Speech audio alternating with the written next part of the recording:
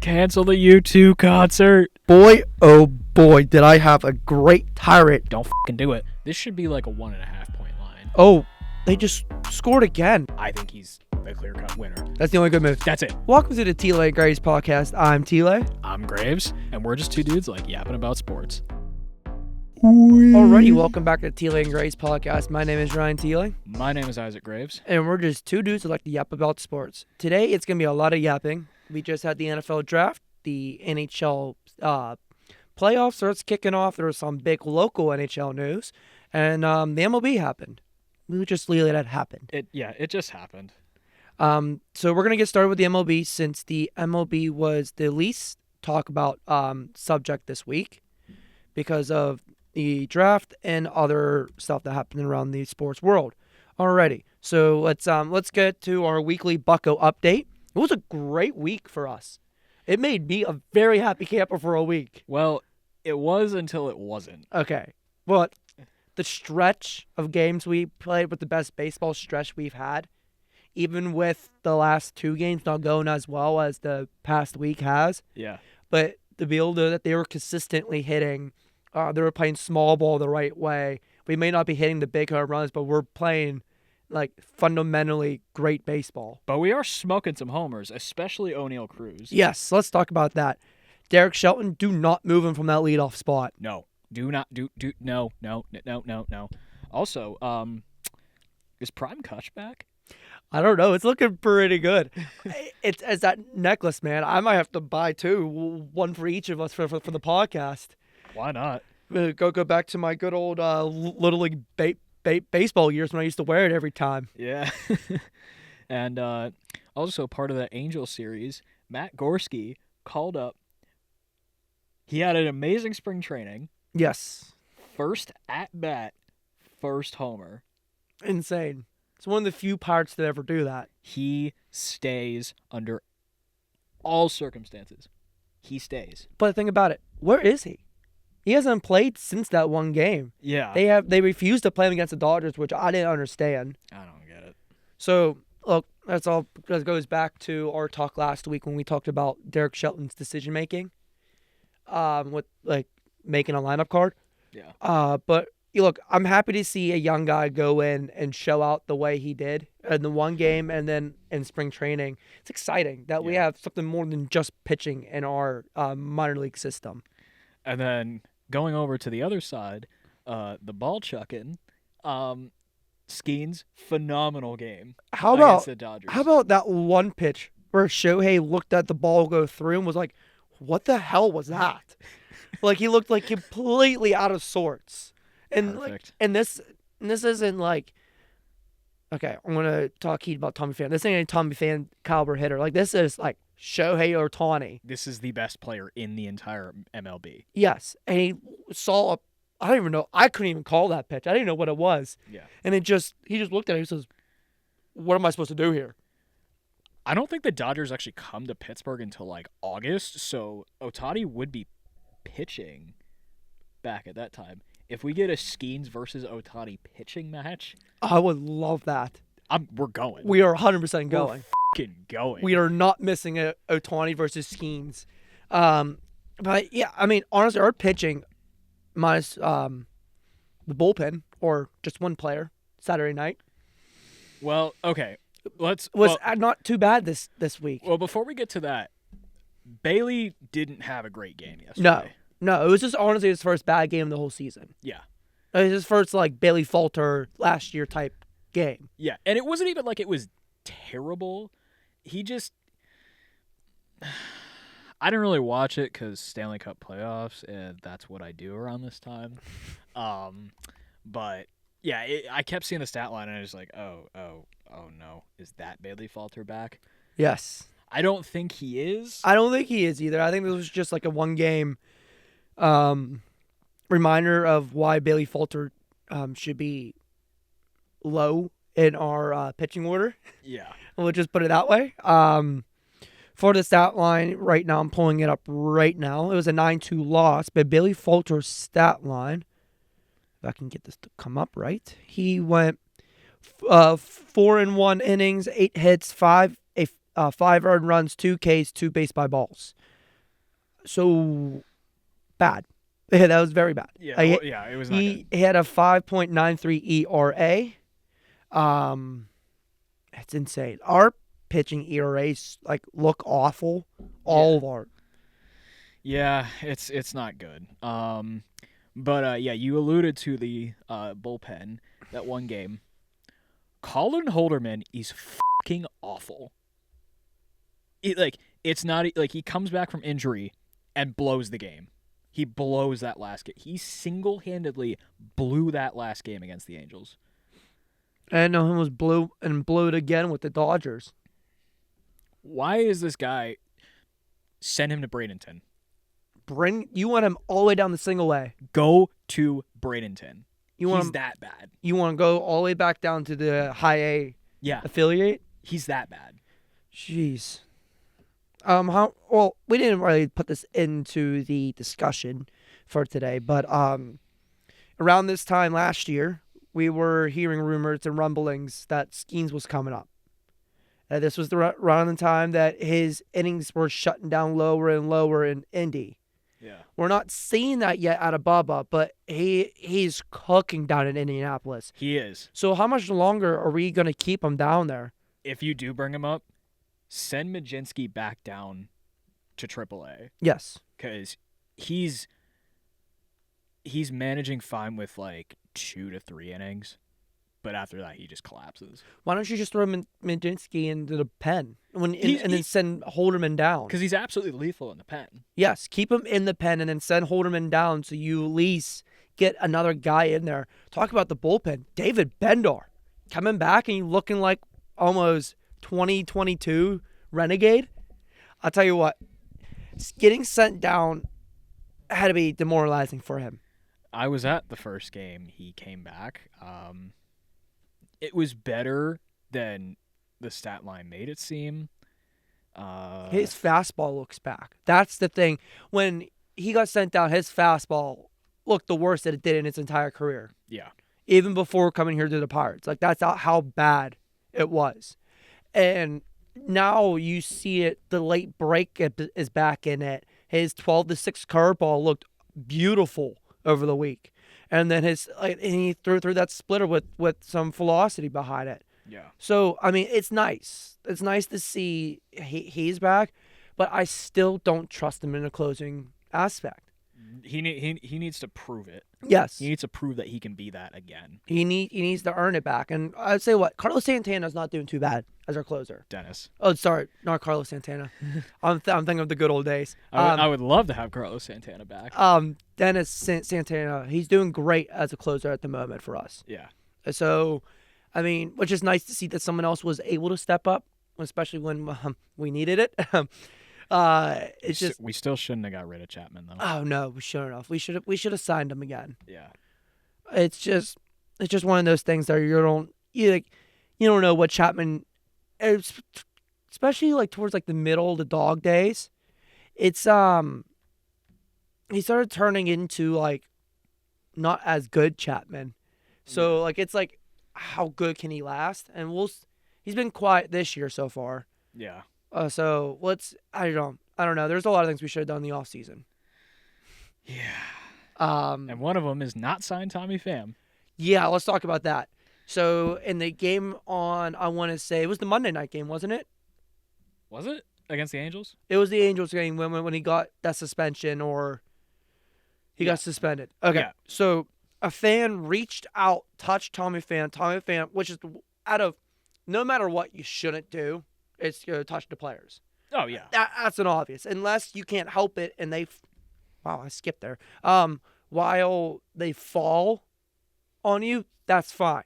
You shouldn't go out of your way and touch another player, especially when he's trying to make a play on a ball. Right. And I didn't really see what Pham did in retaliation. I thought by the way the suspension was described, I figured, oh yeah, he just flipped him off or something. Yeah, it wasn't major, but he had it done. I'm pulling up right now. Well, it's just one of those things. We saw it again. This is the second time we've seen it in the past year and a couple months. Go back to the World Series last year, and the guy ripped the ball out of Mookie Betts' hands. Yeah. So I think it's just fans getting comfortable and getting too comfortable and reaching out. And I honestly don't agree with the suspension because the players should be able to turn around and say, like, hey, what the fuck are you doing? Yeah. And then again, where is security? And that fan should not be allowed in the stadium. No, he shouldn't.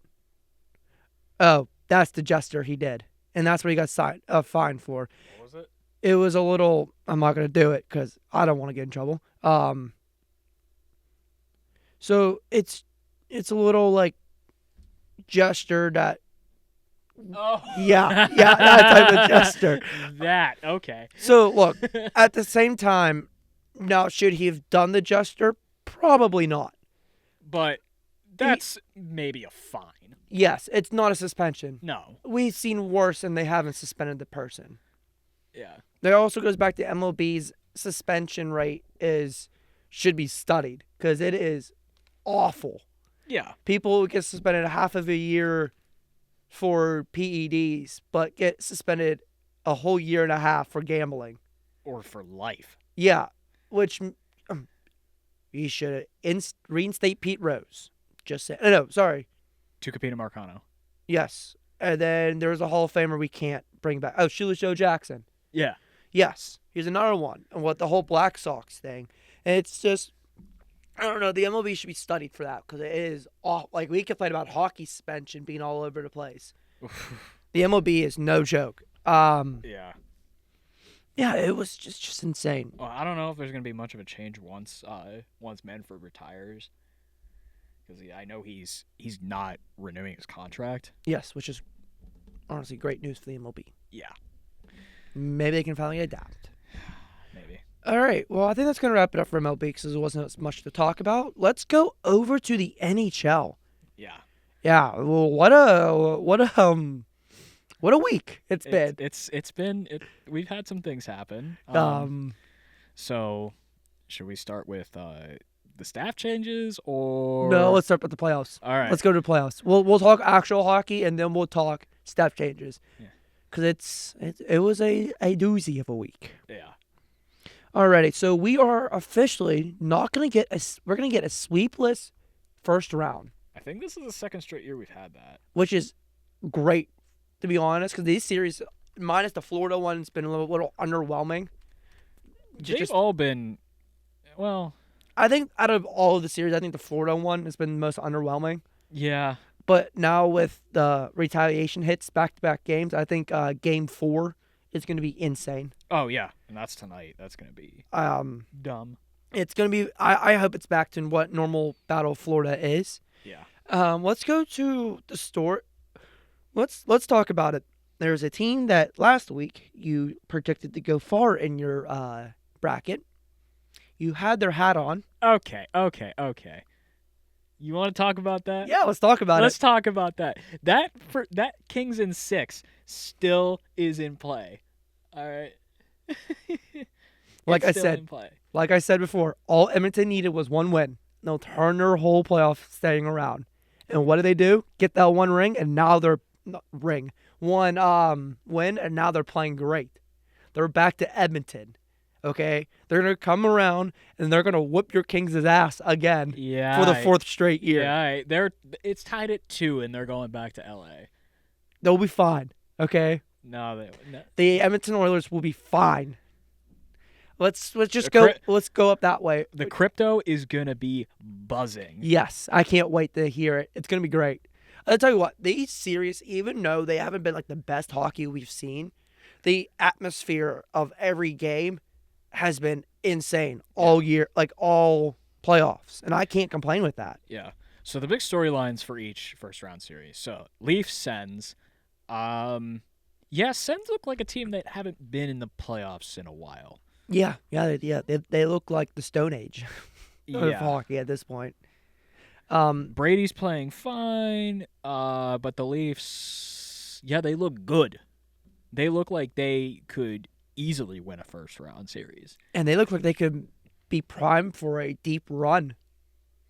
which is something that they haven't been able to say since 19. I think Biz said 93. The last time they were in the conference final was 2004. Oh, okay, but he was saying something about 1990. Oh, last time they went to the final. Yeah, they went to the final. But sorry, I'll just referring myself. I just watched Biz speak on McAfee about a half hour ago. Yeah, so the gentleman's sweep can happen tomorrow night for that series, Which I predicted. Yeah, Bolts Panthers. Yeah. So Florida winning the first 2 games was Scary. It was scary. Very scary. But the Lightning said, "F the defense, we'll just outscore you." Yeah, and which they have been in Game 3. They have been. I mean, look, this Tampa team is just dumbfounding. And they did it last They game. They shouldn't be this good because they have, again, no defense. And they did it this last game without Hagel. Yes. Which is crazy. Yeah, exactly. So now that Hagel's back for Game 4, it's gonna be a fun. I think it needed the back-to-back. What is it called? Like retaliation hits. Yeah. The Hagel hit, and then when Gensel got smoked, like that he got smoked by Brady. Yeah. I mean Matthew, right? I mean, yeah, it was Matthew. Just watching the hit, Gensel got back up. He wasn't like hurt or anything. No. I just imagine like the Super Mario like regeneration. It's so funny that Matthew hit his fellow USA team member, who not even 4 months ago was like ready to defeat all of Canada with, and he just completely smoked them, which was funny to think about it. Talking about retaliations, let's go to the Caps and Montreal series. What a fun series it's been. Did you if see you that? like fighting? Did you see that Wilson hit last night? Yes. On Carrier? It was prime Tom Wilson. Holy shit. That is the Tom Wilson that I know, okay? That's the Tom Wilson that I fear day in and day out when we played them in the series. That's the Wilson that could have ended anybody's career. Habs got to force a Game 7 or our brackets are not looking hot. Oh, I know. Well, no. Yeah, they got to force a 7. Who, the Caps? The Habs. Well, funny with you, I have the Caps winning it all, so. I have the Caps winning it, but I have it going 7. Oh, 4-3. Oh, I have it going 7 too. Yeah. Well, no, it doesn't really affect us, to be honest. Even it's like the teams who win. Yeah. So talking about another series that I very overestimated. Carolina, New Jersey. Carolina's good. I think I've just learned that. They're a good hockey team. They're good.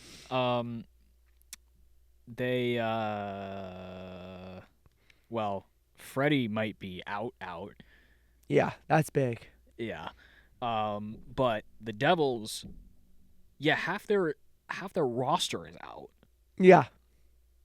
Why did I pick them? Why did I pick them? I'm not gonna lie to you. The day we started discussing our brackets, I switched that pick like the day of. Oh yeah. Because I remember that half the roster was gonna be out at some point. Yeah. So very happy I switched my pick. How about emergency AHL call-ups? You want some of those? Yeah, you're gonna need them.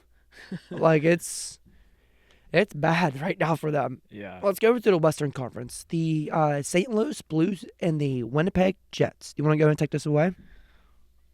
Oh, home team energy. Yes. We'll be back in Game 5 with the whiteout, so we'll see. But there seems to be Connor Hellebuck and playoff Hellebuck. Yes, it's two different beasts. Regular season Connor Hellebuck looks like the best goalie in the league. Playoff Hellebuck? Oh shit. Yeah. Yeah. Okay. I have that going 6. So could be fine. Jets need to win the next 2. Oh, I have that as a gentleman's sweep, so that's not gonna happen. Yeah. Yeah, I expected Hellebuck to I don't know, play hockey. Yeah. So I didn't expect Eric Comrie to get off the bench. Yeah, that too. I thought that this would be the year that Hellbuck can put all the demons away and play good playoff hockey. Yeah. Because, they've been good the entire season. But no, it looked like I was wrong about that. Yeah. Oh, the Enterprise Center was so loud I know. yesterday. Yes. Oh, my God. Which, honestly, it hasn't been that loud since probably 2019. Probably not. So, I tell you what, I love this Blues team. If they don't win this series, I'm not going to be too upset because they were just a massive, Cinderella story. It doesn't matter. Winning these 2 games, it doesn't matter what happens to the Blues. It's a successful season. Yes, for sure. And it's been exciting. I love this team. Yeah. Now, am I going to root for them? Definitely not. There's one team in my heart, and that's my Pittsburgh Penguins. But I will be happy with a team like this going on a run, just not this year. Yeah. Now let's go to Dallas and Colorado. Gabe Landeskog's back. Yeah. He's back, and he didn't forget how to do anything. He looks like a man on a mission. Yeah. It could also be the juice that you get from NHL playoffs because there's nothing like the playoffs. Yeah. Um, And both the AA Center and Ball Arena are both incredibly loud. Oh, they're insane. I was watching. I think it was a Monday night. It was the Monday night game last week. I think they played Monday. 3? Was that 3? Yes. Okay. I just got done watching Raw, as I do. By the way, this week, so good. We're not gonna talk about it, but it was. I love this time of year for wrestling. It was, and I was with my dad, and I just scrolled through the channels, and he said, "Oh, the Avs are playing. Want to put that on?" I said, "Yeah." I put it on. The TV. We started TV at a solid 25. Okay, normal levels. I come from a loud household, so other people are like, "That's really loud." That's normal in our house. I had to turn all the way down to about under 10 because for how loud that arena was. Yeah. This has been probably the most energetic series out of all of them, which is fun because they're 2 really good teams. Oh, yeah. I mean, these are 2 of the biggest rivals. It's outside of, maybe 2 of these series, these are all, incredible rivalries. Yes. 2 to 3 of these series, I'd say. Which honestly, even next round, we could see another rival, series. I mean, Yeah. if we'll get Carolina, Washington, if that happens. We could possibly get Toronto and Tampa. Winnipeg and Toronto, Florida. I mean, whatever happens. yeah. And when you look at it, that's a game where those teams don't like each other. Or how about the big one, Edmonton versus Vegas? Or LA versus Vegas. Edmonton versus Vegas. And which would be also a great series. So I think this is the best year of the playoffs. Yeah. Overall, it's going to be really fun. Yeah. Speaking of Vegas. Yes, let's go to that series. Dude, the Minnesota Wild, they're not Kaprizov, yeah, he's my early front runner for the Conn Smythe. Yes. If they make it that far. Oh, yes. They probably won't. No, they won't. Which is sad because that means no more Marc-Andre in the league. Yeah. I at least want one game with Mark in between the pipes. I know we're not going to get it. Yeah. Because Gustafson's playing really well. Yes, he's playing out of it. He's standing on his head every game. But I would love at least one more playoff Marc-Andre. Yeah. Because it would be fun to see. And I understand why they're not playing him. I just wish they'll play him because it's Vegas, the team that stabbed him in the back. Yeah. I wish there was an honorary Vezina. Yes, me too. Me too. No, I love this series. We're seeing a team that was very not talked about all year, which was the Minnesota Wild. Yeah, because they got shot, stabbed, and bruised. Yes. All year. All year. So, but no, I mean that looks really good, and it's tied at 2 heading back to Vegas. Yes.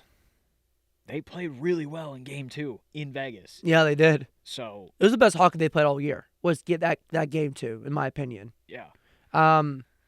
Yeah, it's nice to see some of these teams that don't get talked about a lot, like the Blues, like Minnesota, like honestly the Hurricanes. They've been on top, might have been on top of the Metro, but no one talks about the Hurricanes. And they're all playing very well hockey, like very good hockey at the moment. Yeah. Some of the best hockey they played all year. So with that instead, let's move away from the NHL playoffs and stay in the NHL, but let's talk about staff changes. There was a lot of them. Woo. There was a headliner the week where we are going to get started with. Breaking this morning, the Penguins are officially coachless. As Mike Tolman, after 10 seasons and 2 Stanley Cup championships, has officially parted ways with the Pittsburgh Penguins. Yeah, so he didn't get fired. It was a mutual agreement for him to just leave. Yeah, I did not expect that. I didn't either. It was crazy. I just hope he don't go to the Rangers. He's going to. I hope he doesn't He is go. 100% going. That team's gonna be so good with him at the helm. Oh my god. It's gonna be insane. I did see an article come up on Google yesterday that the Penguins might trade for a big name Rangers player though. I doubt that's gonna happen. They're not gonna trade in the division. Well, what big name player were you thinking? Alexis Lafreniere. There's no way they're gonna get rid of him, especially now with the chance that they can get Sullivan. I don't know. I mean, well, we're going to continue this Penguin talk because we'll talk about the rest of the changes first. yeah. What would you like the Penguins to get as a coach? Would you like a more X and O's coach or a player development coach at this point? I think player development is more of what we need because we have this young core in Wilkes-Barre that is the future. Yeah. And look, Wilkes-Barre got swept in the first round against Lehigh Valley. We don't talk about it. We were so high. We were so happy for the baby Pens. Yeah. Until this week. But look, Kirk McDonald's coaching really well down there. And Dubas, in his press conference this afternoon, said that Kirk McDonald is staying in Wilkes-Barre. He's not going to be head coach. Yeah, which makes sense. So, in terms of candidates, one, under zero circumstances do you promote anybody on the current staff. Agreed. David Quinn, No. he is a terrible head coach, but he's a great assistant coach. Agreed. That's where he belongs as an assistant coach. Yep. Mike Vellucci, his contract's up, let him walk. Yes. Agreed. Ty Hennes, extend him. Yep. His contract's up, but extend him. Andy Chiodo, goaltending coach, I don't know what to do with him. Yeah, because I don't think the goaltending is on him. I think we just don't have a goalie. Yeah. I mean, let's be honest. Tristan Jarry is not an NHL caliber starter goalie. No. So there's nothing you could have done about that. Blomqvist he's just a young goalie. They're gonna make mistakes. Yeah. Ned is a backup. Yeah. So he had 2 backups and a rookie this season. So you can't really put all the blame on him. Yeah. So I would say, yeah, extend Chiodo probably. But no, you 100% let Vellucci walk. Agreed. Because honestly, he's probably going to get interviews. Yes. From like teams that are in the rebuilding stage. Yes. Like I want him. I could see him get interviewed in Chicago, Anaheim, Seattle. So as somebody who doesn't really pay attention to the head coaching style, how similar and different is it to the cycle of like the NFL? Is it very similar or is it very different for people at home who doesn't really understand how because it doesn't really get talked about as much as the NFL does, especially with the coaching cycle? I don't really know. I mean, you see the coaches just join new teams all the time. Like they'll leave head coach one place and then they'll go be a head coach immediately right away. So like with the NFL, a lot of times you see these head coaches become coordinators. Yes. Like a lot more than you see them just become head coach somewhere else. Agreed. So where do you see Sullivan end up going? I honestly, without the Rangers in question, I see him going to Boston. That's where I see him going. So he is he used to be the head coach of the Boston Bruins. So that's why I'm like, why do they want him back? Well, they're in the middle of a whole self-forced rebuild. Yeah, they're more of a retool because David Pastrnak is a man on a mission. And I think if there's a team that fits a Mike Sullivan style, I mean, I see the Rangers because they're young and they're fast. But Well, not to mention the Bruins that his son-in-law might be the next captain. so I see him going up to Boston. I think that's just a natural fit that he returns back to where he started. I'd love to see him go to the Kraken, That would be cool. And but I don't think it's going to happen. We'll talk about what the Kraken should do in a little bit because I got some thoughts about that. In terms of what the Penguins should do, I think you have limited options. yes. So we talked about this morning, going back and forth and talking about the show and what we're going to talk about today. Yeah, You brought up a name that I want to discuss. David Carl. Yes. So he is a two-time gold medalist with the World Junior USA team and a two-time national champion with the University of Denver. Yes. He's a young coach. He's got a young mind. He knows how to coach a fast offense. I think the big three would really like him. I think that's where I. So when you asked me what would I like, I said that I wanted not a Mike Sullivan 2.0. Yeah. What I wanted is what our other franchises in this city should do. Yeah. I want a young guy with a young mindset who understands and who can. I get it. He has all these accolades. Yeah. Outside of the NHL, and that's what I want. I don't want a NHL recycle. Yeah. I want a guy who's unproven, who's coming in here with the chip on his shoulder, saying, "This is not my first go around, but I have nothing. I have no expectations." There's a couple of coaches where I literally say, do not even think about interviewing. Like, do not think about interviewing John Tortorella. Agreed. Do not think about interviewing Peter Laviolette. Yes. But some NHL head coaches that don't have as much experience, like Jay Woodcroft, top free agent head coach, formerly Oilers head coach. That's the only spot he's ever coached. Give him an interview.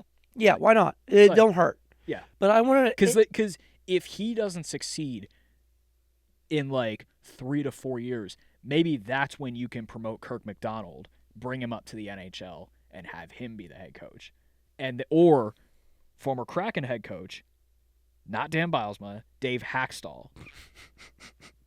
You don't want Bilesma back? Not a shot in hell. Come on. Reunion. No. That's your favorite coach, isn't it? No. Well, let's stem away from our Pittsburgh Penguins. Let's get started with the Kraken, as you just mentioned. They fired their head coach, Dan Bilesma, who we just mentioned after just one season. Okay. We saw that coming. Well, I think it was a dumb move.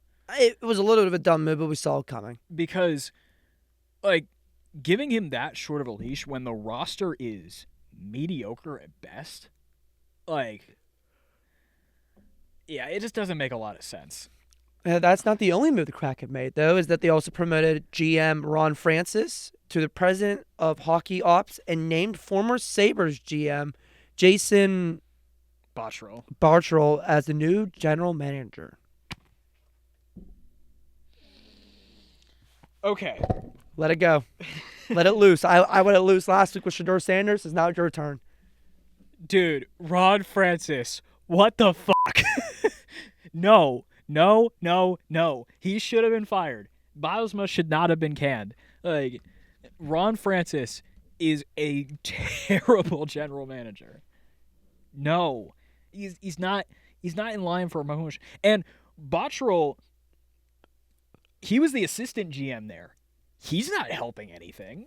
So, like, also, shout out his sister, Jennifer Botterill, doing great on the TNT broadcast. Yes, dude, amazing. Yeah. I love the TNT broadcast of hockey. It's great. Yeah. I don't understand what that front office is doing. No, it's kind of like they have, like, I call it the Steelers syndrome, where they thought it was a good idea to hire the inside of the organization except looking in the outside, kind of like how we like to do here. Yeah. Okay, so in terms of who the Kraken should go after, one, Jay Woodcroft should be the front runner if you're bringing in a new guy. Yes. Absolutely. But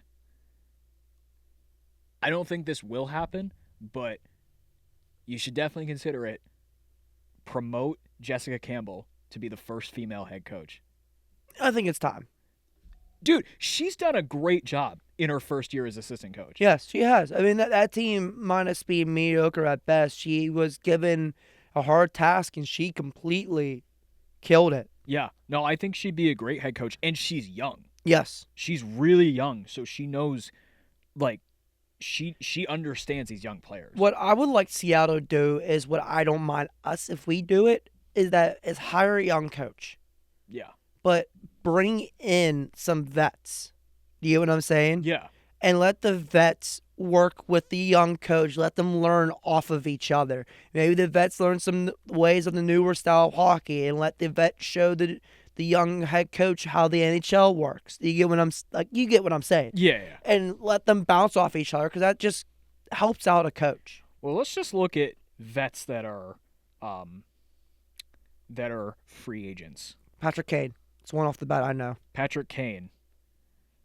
He's gonna have a high cap hit, but I don't think he's gonna have a high cap hit. no. Who I'm about to say, John Tavares.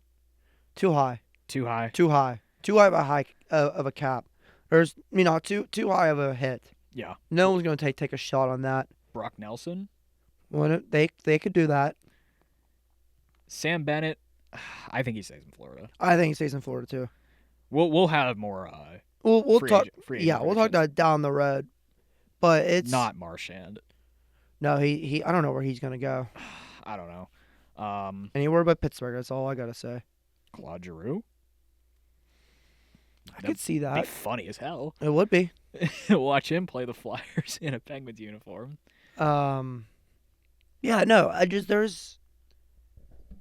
that's the thing that I think a lot of these teams should think about, is bringing in these young talent and stop recycling. That's the problem with the NHL right now, is they like to recycle their own, and you're not going to grow. Yeah. So I think this is a great time for the Kraken to pull the trigger on her and let her be the next head coach. 100%. Okay. Moving on. We did some more complaining about the Rangers and what they are very likely going to do with their head coach. Let's talk about the guy that's making that head coach move, Chris Drury. He has been extended as general manager. What the fuck? I don't agree with that. No, They haven't been good. He's fucking awful. Like, Yeah. The Rangers have not been good since the year they knocked us out of the playoffs, yeah. So, which was 22, by yeah. the way. So the thing with that, personally, I still don't think they should have fired Gallant No, at the end of that series against the Devils. I don't either. But they did. They bring in Laviolette. Dumb move from the start. Yes. He led them to the President's Trophy last year. President's Trophy doesn't mean shit when you're not getting to the final. No, and I understand why we held the President's Trophy to a high standard, because that's just saying you're the best team in the league. Yeah. But the thing about it, what do you want more? The wins and say that, oh, I'm the President's Trophy, or do you want to be in the Cup? Yeah.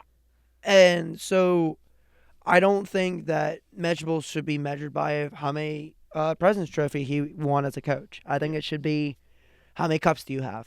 The Rangers haven't won the Cup since '94. They haven't been to a final since 2014, where they got their ass kicked by the Kings. A very good Kings team, by the way. Yeah.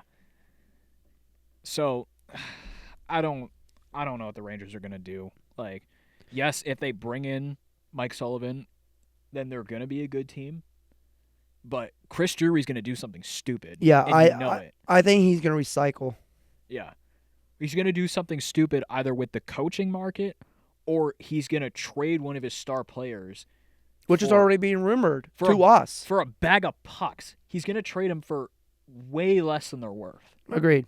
All right, we got one more team to talk about, and that's the Anaheim Ducks. They interviewed controversial former Blackhawks head coach and Panthers head coach, Joel Quenneville. yes, for their opening head coaching position. So, diving into that, so Quenneville was the head coach of the Blackhawks from 2008 to 2018.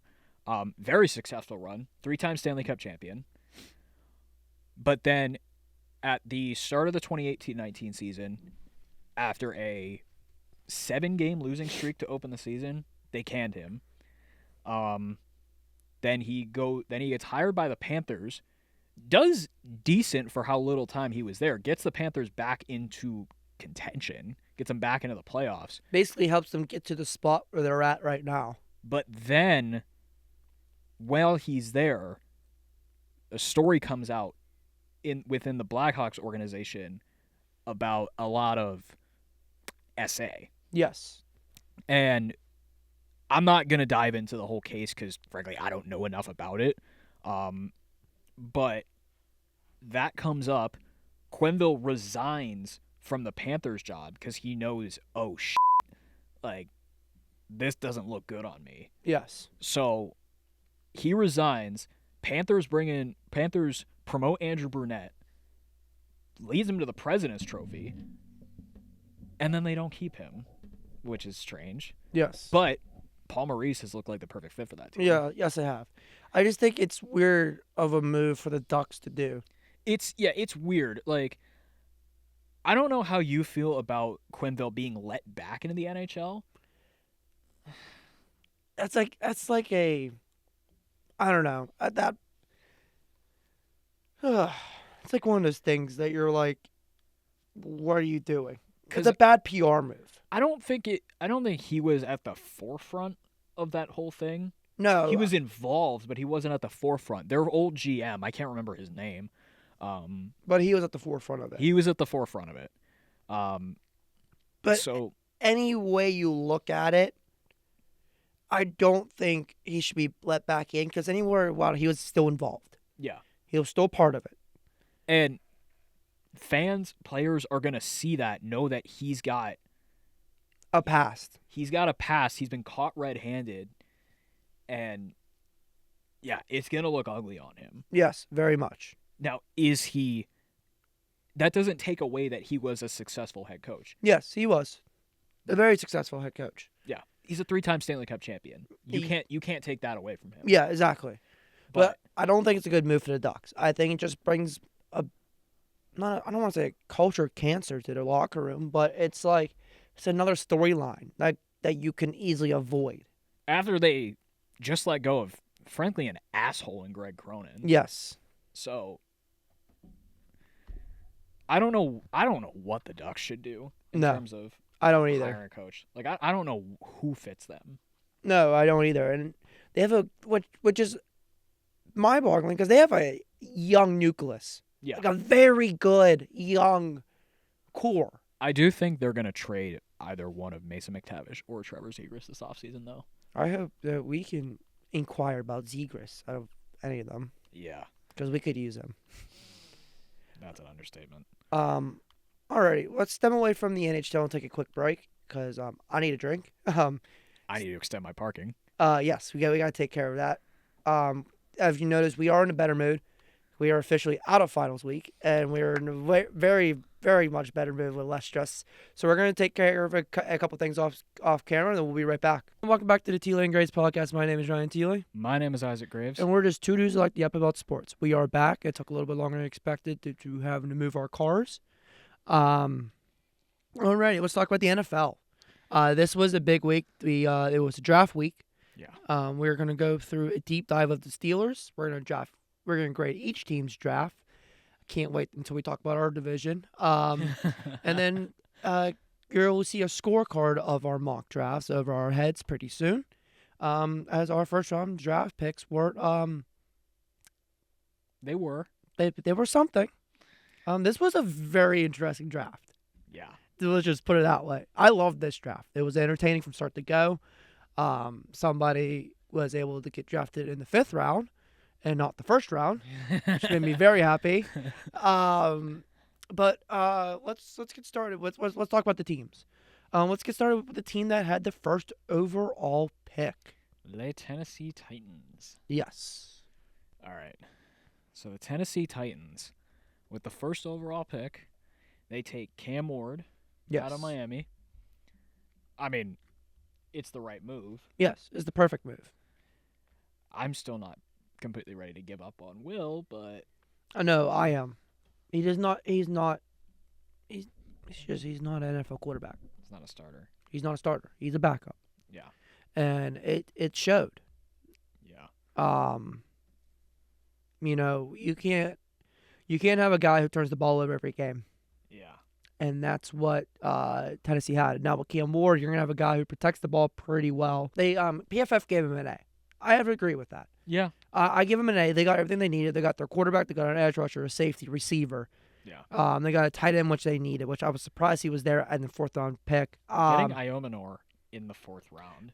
That was great. Yeah. At one point, I think one of us had him in the 1st round. I think so. Yeah, it's just, wow, these headset cords weird. I'm like going in and out. But even every pick made sense. Yeah. And I think that their front office realized what they needed, and they did a self-evaluation the perfect way, and they got what they needed. They got safety help. They attempted to rebuild a receiver room. They got the quarterback of the future for them. Yeah. So I give them an A. Let's go down to the team that had the 2nd overall pick. Well, had the second overall pick until they traded it away. You want to go to Cleveland and just get it out of the way? The Cleveland Turds. Yeah. Yeah, they had that 2nd overall pick. Yeah, they decided to trade it away and go to 5th overall pick when they picked up Mason Graham out of Michigan. So I think I had Mason Graham in the right position, just not with the right team. Yeah. So is that a half point? Is that? We'll see. we'll determine it. I don't understand what the Browns did. I honestly don't. Yeah. Like they got nothing they needed. Oh, they got nothing they needed in the early rounds. Yes, like they waited until like the 5th, 6th round to actually do something. I mean, I think trading up to take Judkins was a decent move because they need a running back, but there were better running backs on the board at that time. Yeah. Like you could have taken Scatterboo there. Yes, you easily could have. Okay, let's just talk about the elephant in the room. They drafted 2 quarterbacks, one Dylan Gabriel, who I loved that pick for them, until they drafted Shedeur Sanders. So they have a 5 quarterback room. Yes. As we sit here now, Deshaun Watson's still part of the team. They have Joe Flacco. I'm going by, like, not by age, but like. So.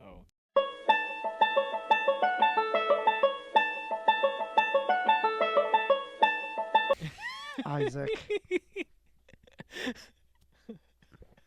Mute that. Joe Flacco, Sean Watson, Kenny Pickett. Now they added Shedeur Sanders and Dylan Gabriel. So they got to cut. Well, they got to cut one of them. Who are they going to cut? You can't cut Deshaun because that's a big cap hit. Do you really get rid of Kenny Pickett, or do you get rid of Joe Flacco? You're not getting rid of Flacco. Not a shot in hell they're getting rid of Flacco. I think they will. He's just old. That's the problem. I think that's why they're going to cut him. I think Flacco is going to be the backup. No, I think Kenny's starting for them. I think what they're doing is they're going to cut. I actually do think they're going to cut Deshaun. You think they're going to take that cap hit? It's the Browns. Yeah, you're right. And I honestly do not understand why they drafted Shedeur Sanders. Yeah. I think Shedeur is going to be the starter. And I don't. And I think Flacco's the backup. I think on the some of the odds about this, Kenny Pickett still has the best odds to start for the Browns. Yeah. And, which I would love. I would love them to come to Pittsburgh and win just to stick it to the Steelers. But okay, I want to talk about Shedeur. So this whole thing. I don't know if you paid attention to the media about this. Yeah. He just wasn't focused on the draft at all. No, he wasn't. He was round 1. What was he doing? Rapping with his friends. Round 2, what was he doing? He was with some other people doing stuff, not paying attention to the draft. Round 3, he had a stream talking about the draft. So he's not focused, and he didn't learn from this. No. What this should have been was a learning curve, saying, "Hey, maybe I gotta put some work into this because this isn't my dad's team anymore." We'll just put it bluntly like that. And I don't think he's gonna learn from this.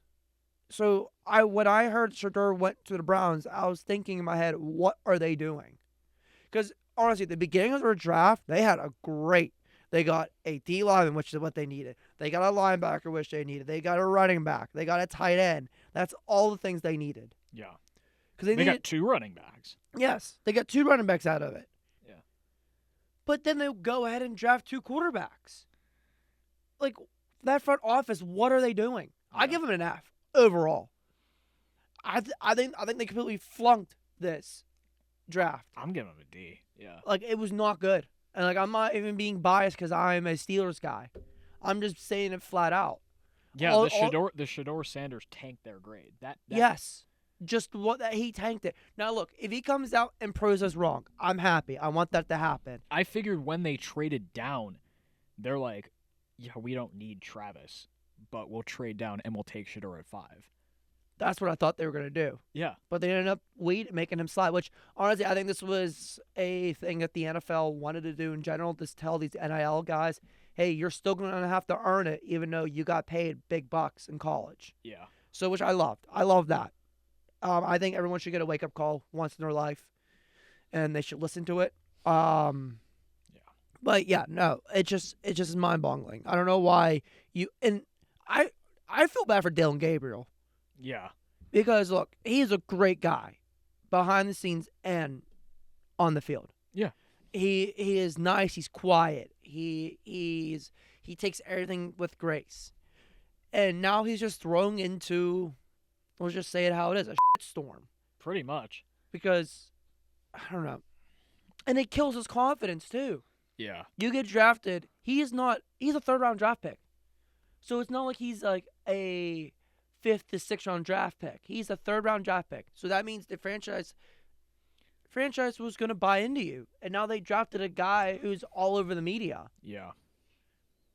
Mind-boggling. Okay, let's move away from Cleveland and let's go to the 3rd overall pick when the New York Giants took Abdul Carter. I mean, great move. Great move. They honestly had a great draft, in my opinion. Honestly, I think they're my draft champion. Yeah, I have to agree with that. I think they did really well. They got what they traded back in and got Jackson Dart, which I got made fun of by a person. They sent me a screenshot of them buying a Jackson Dart jersey and said, "You wish this was the black and gold, wasn't it?" Yeah. So now they have a 4-quarterback room. Yes. But their quarterback room's different than what the Browns have, though. Yeah. So Russell Wilson, Jackson Dart, Jameis Winston, and Tommy Cutlets.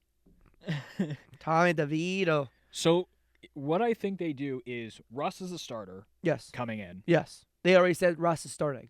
But then Dart's your backup. And before the season starts, they trade Jameis. And what? Send Tommy Cutlets to the practice squad? Yeah. Yeah. That's what they should do. I mean, overall, they had a good draft. They drafted Abdul Carter, Jackson Dart, Darius Alexander out of Toledo, which we both like, the D lineman. Yeah. Cam Scattaboo's now their running back. They got a tackle. They got a tight end. They got a cornerback, which is all the spots they needed. Yeah. Now, granted, they need a lot more than what they drafted today. They drafted over the weekend. They should have drafted a receiver. Yes, agreed. But look, I think they got what they needed. They got help on the D line, which they very much needed. Yeah. They also got some cornerback help, and they got their quarterback of the future. And honestly, Jackson Dart has been put into the best spot a rookie quarterback can be put in. Yeah. He has both sides of the NFL in his quarterback room. This is why I want them to keep Jameis for one reason. You got Russell Wilson, the guy who's been on top of the league for most of his career. Yeah. He has a Super Bowl ring. He's been to 2. He knows what it's like to be the face of their franchise. Now you got Jameis Winston, who is a journeyman in the NFL. He knows how to be a backup and how to learn from these guys. Great motivator, great locker room guy.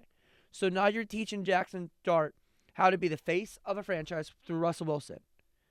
On top of the football IQ Russ has. Say what you want for how he played for us last year. He still has a very high football IQ. Yeah.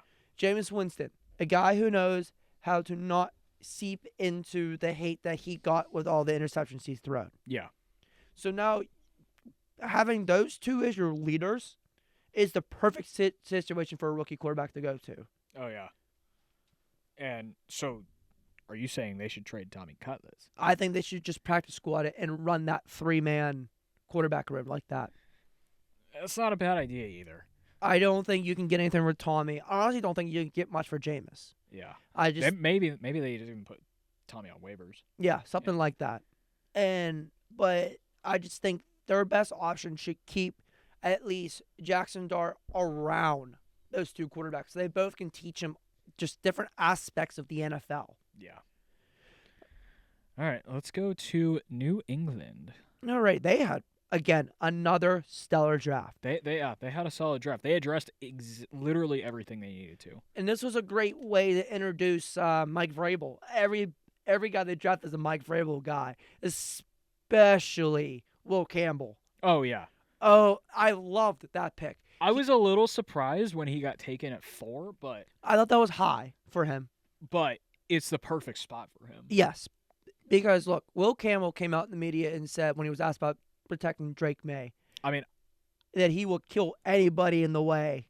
I was to protect thinking that quarterback. I was thinking they were going to take Genty there, but that's where I had Genty going. Yeah. Because I thought it made sense. Yeah.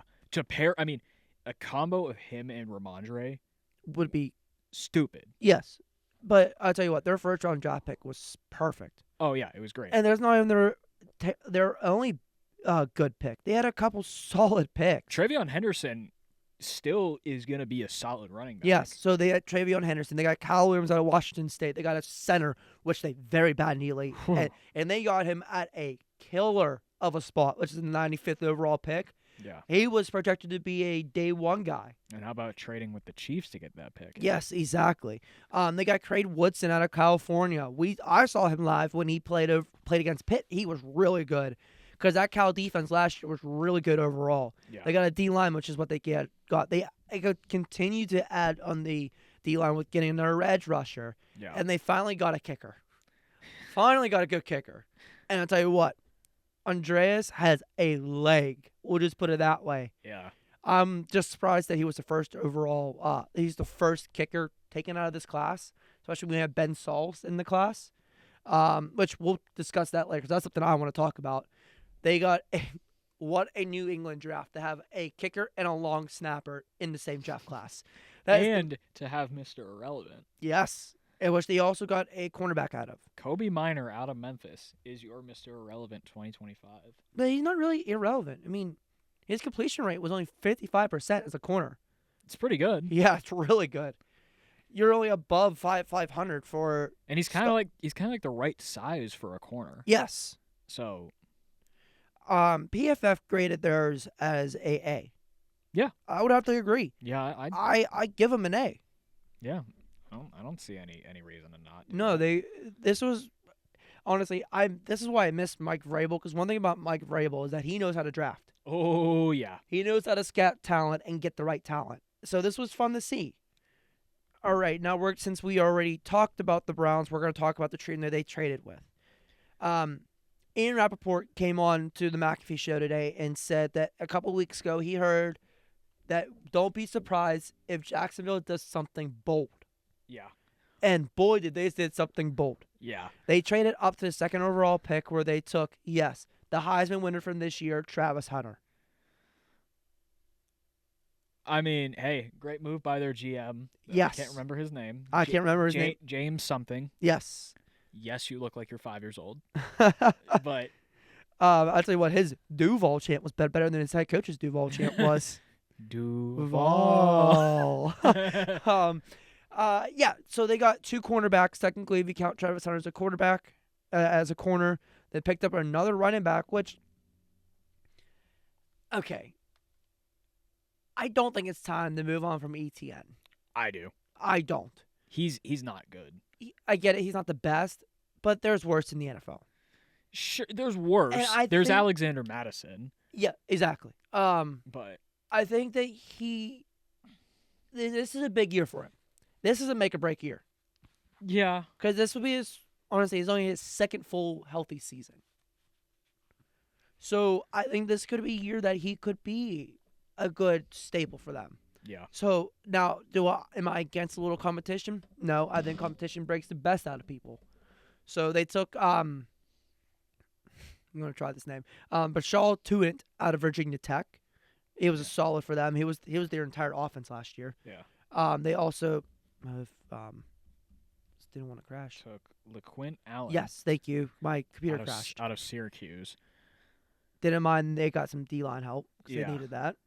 But they didn't take a receiver. Yes, which is well, technically they did. They took a receiver. Well, yes, with Travis. But they didn't take a definite receiver is what you They meant to say.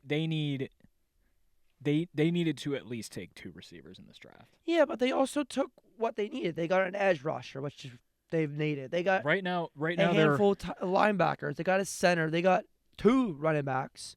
Would you put Travis at that wide receiver 1, or would you keep Brian Thomas Jr. there?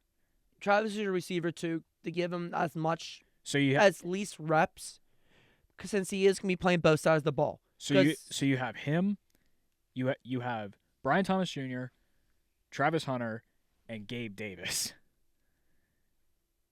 Which is a solid receiver room. Yes. But it's a solid 1, 2, 3, but it's not enough. No, it's not. It's not enough for this day and age of NFL football. But I think they could pass with it. Yeah. I'd give them a B-. I give them a C+. Yeah. A solid C+. I love the move they did to get up there. Because honestly, what that does is that shows they have a lot of trust in Travis. Yeah. And I'm excited to see what Travis does outside of the Colorado bubble. Yeah. And being away from I'm not saying he's going to be away from the limelight. He's going to have the limelight on him his entire career. But being away from the media going against him because he was with Dion, because he was with Shedeur, and he's in that Colorado age. I think this is going to be a great move for him, and I'm excited to see him. He was the only player out of Colorado I liked coming out of this draft. And because tell you what, he's a mild-mannered guy. Yeah. And in Jacksonville, you're able to fish. So he's going to be able to enjoy his time and fish down there in Jacksonville. Yeah. So let's continue our talk. We're going to go down to the 6th overall pick, which was the Las Vegas Raiders. Well, they hinted who they were going to pick all day with posting different photos of tough guys, and then they finally posted the big one when they posted Marshawn Lynch. Sorry. Yeah. Is he an advisor for that team now? I think he is. Yeah. He has some sort of role there, but Ashton Genty was very much your first round pick for them. Overall, their draft, I didn't mind it. I hear people saying that they're gonna waste Genty's career. I don't. Mostly Birds fans. No, I don't. I don't think they will. No, they won't. He's gonna be good. He's gonna be really good for them. Yes. Him and Mostert as a 1 and 2. And then on top of that, if his draft comp was Marshawn Lynch and Derrick Henry, Pete Carroll's the coach there, so Pete Carroll knows how to use him in the right way. Yeah. Which also gives a lot of stress off of Geno's shoulders, because for the first time in a little bit, he has an actual run game. Yeah. And an O-line. The question is, how much is he going to use that run game? That's the only thing. But on Genty out of the way, they picked up Jack Bench in the 2nd round, which is stellar. Perfect move for them. Yeah. They got Darren Porter out of Iowa State. Great lockdown corner for Iowa State, who had a underrated defense in the entire nation. They went back-to-back rounds on they went back-to-back picks on tackles. On not tackles, one guard, one tackle, with Caleb Robinson being a guard out of Texas Tech, and then a William and Mary pick. There's always one of those really small college picks. Yeah. This year, what came out of William and Mary when Charles Grant was taken in the 99th overall pick. Love that they are realizing that they need to boost up that O-line. Yeah. Because one thing about Pete Carroll is that he's a very much in the trenches guy. So it was great to see him continue that here. They did need a safety though. Yes, they really did need a safety, which they were able to get. They drafted 2 quarterbacks, but that was 2 late round small guys who I don't see doing anything in the NFL. Yeah. They're both FCS quarterbacks. Nothing as FCC quarterbacks. It's just how it is.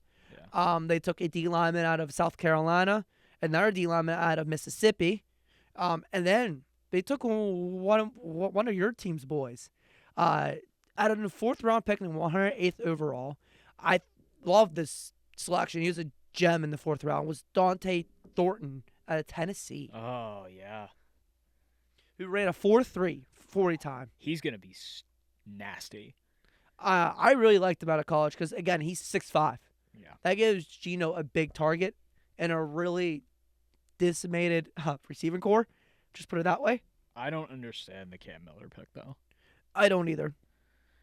If you were gonna take a quarterback, honestly, maybe they should have taken Shador while he was still on the board. Yes. But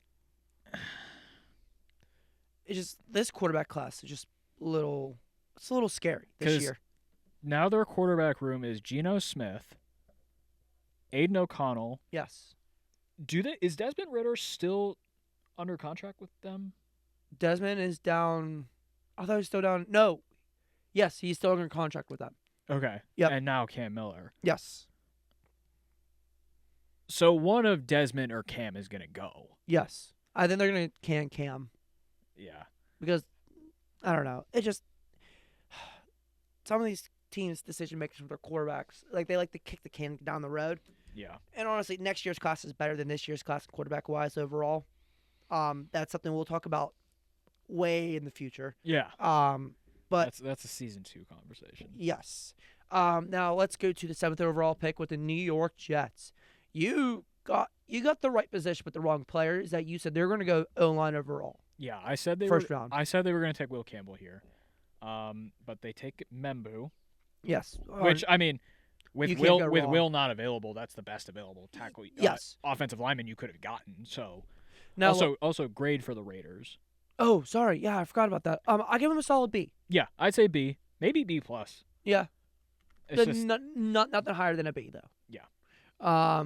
Okay, so we're gonna go down to the New York Jets, as they really focus on defense this time around. Well, I mean, they've been a defense first team for a couple of years. But what they did is that they got a blocking tight end, they got a tackle, and then they got a Florida State.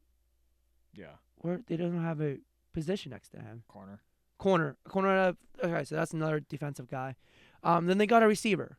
So they got some weapons they got a weapon and 2 guys to protect Justin Fields. But they needed to take someone on the D line. They needed to take a D tackle. Yes, and they did it. They avoided it, but they did pick up an edge rusher out of Miami. Yeah, Tyler Barron's going to be solid. Yes, he's going to be good for them. Honestly, I really like the Ezra Thomas pick. I do too. I think he's going to be solid for them. I love their 2nd round pick, Mason Taylor at LSU. Yeah. He played over 2,300 snaps across 3 seasons at LSU. Do you make him the number 1 tight end over Conklin? No. You let Conklin do what he does, and then you let Mason turn into a blocking tight end. Yeah. Because that's what he was in LSU. So and that's what the Jets needed. They need as much protection help as they can get. Yeah. And you might as well just throw a body on there, and this was a tight end. So I love that deal. I give him a B plus overall. Yeah, I'd say that. I'd say B plus. Yes, I do too. I agree with everything they did. Now, are the Jets going to still jet? Yes. Yes, I do. They didn't get enough.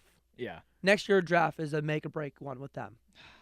which is insane because it's always next year's draft with them. Alrighty, let's go down to Carolina, who had the 8th overall pick, and with that pick, they took an Arizona receiver that we both loved. Tataroa McMillan. Yes. What a steal. They had a great draft. If I'm Bryce Young, I'm very happy to be on this team. Getting hit. Their first 2 picks were arguably steals. Yes. McMillan at 8. I mean, perfect. That's a huge weapon for Bryce. And then getting Nick Scorton in the 2nd round. Yeah. When honestly, he was. I thought he was going to go late first. I thought he was going to late first too. I didn't think he was going to go in the 2nd round or as deep in the 2nd round as he was. Yeah.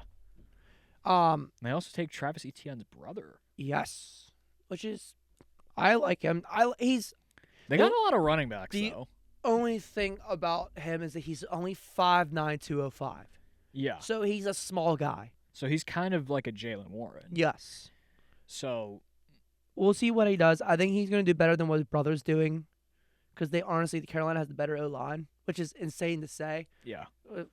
Now, if I'm a Carolina fan, I have a lot of hope for this year. I don't think they're going to make the playoffs. No, but I think they can make a run for it. I think they could be a 7-8 win team. Yes, for the first time since Cam Newton was their quarterback. Yeah. So their running backs now, they have Rico Dowdle, Trevor Etienne. Jonathan Brooks is probably not going to play this year. No, he's not. Because his knee is jacked up badly. I love their safety pick they got too. Luther Ranson of Ohio State.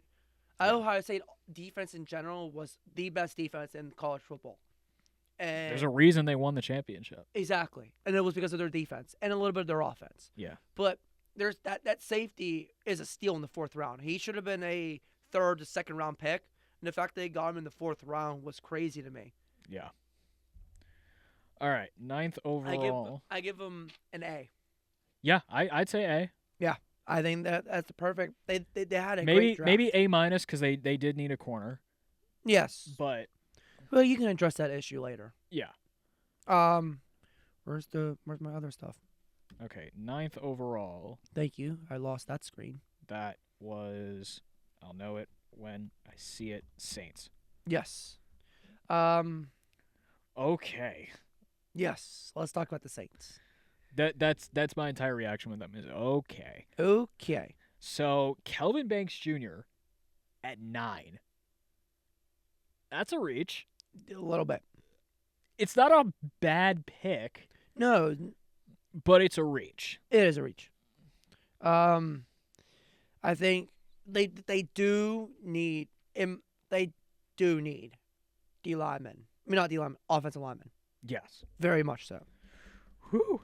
But I think that was a little high for him. There was better options on the board. Yeah. But what baffles me is their 2nd round pick. Tyler Shugg being the 2nd, 3rd quarterback off the board? 3rd. Because you had Cam, then you had Dart. Then it went Dylan Gabriel and then Will Howard. They could have gone.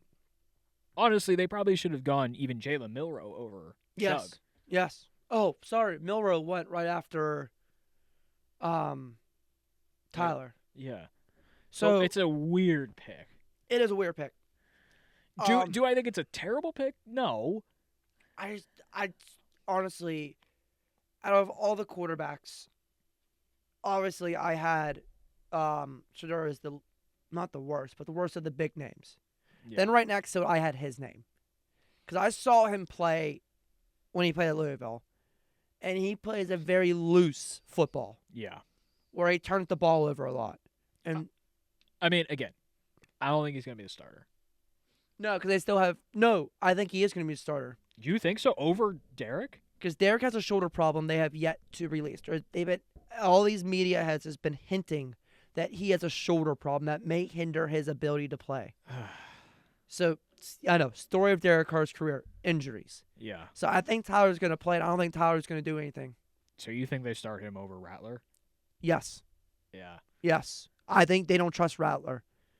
But minus the second pick, I agree with the safety that they got out of Virginia. Very good. I agree with the D-line they got out of Texas. The Vermin Burt, a big guy, and that's what they needed. Yeah. They got a cornerback, which love that. And they also got a blocking tight end out of UCLA. So, I mean, I give them a D plus. Yeah, D plus, C minus. Yeah, I didn't agree with much of what they did.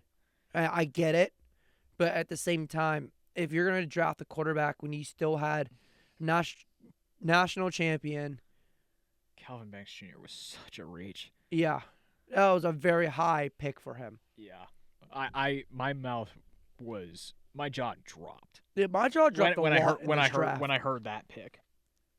Alrighty, and now with ESPN popping back up on my computer screen, we're gonna go down to the 10th overall pick when the offseason champions, the Chicago Bears, selected a tight end out of Michigan, Colston Loveland.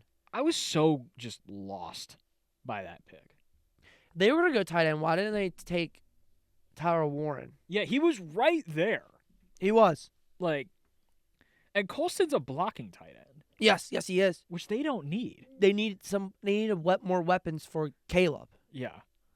But overall, their draft wasn't bad. It wasn't bad. I love the Luther Burden falling to them in the second round. That was chef's kiss.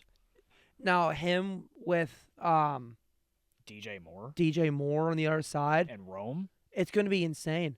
Caleb Williams finally has weapons like how he had at USC. Yeah. So it's good. And I don't mean last year's USC team. I meant his first time at USC when he had Jordan Addison with him as well.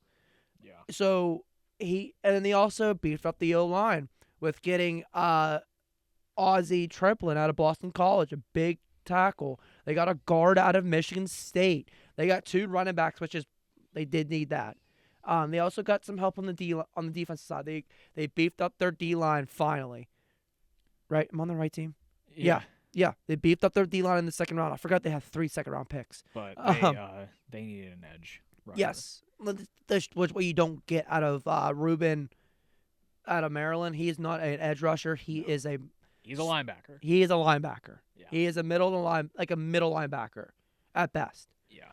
So that's the only bad pick I didn't agree with. But honestly, I give him a solid B plus to B. Yeah, I'd say B, maybe B minus, because the Colston pick is just confusing. I think it'll work out good there. Yeah, I think it will, because it honestly gives me another head on the O-line to protect Caleb. But I'm going to keep going back to Tyler Warren was right there. Yes. So, I don't know. It was just weird. Very weird. Alrighty, well, from Chicago, let's go to San Francisco. With the 11th overall pick, they picked an edge rusher, which is what they needed after losing Bosa.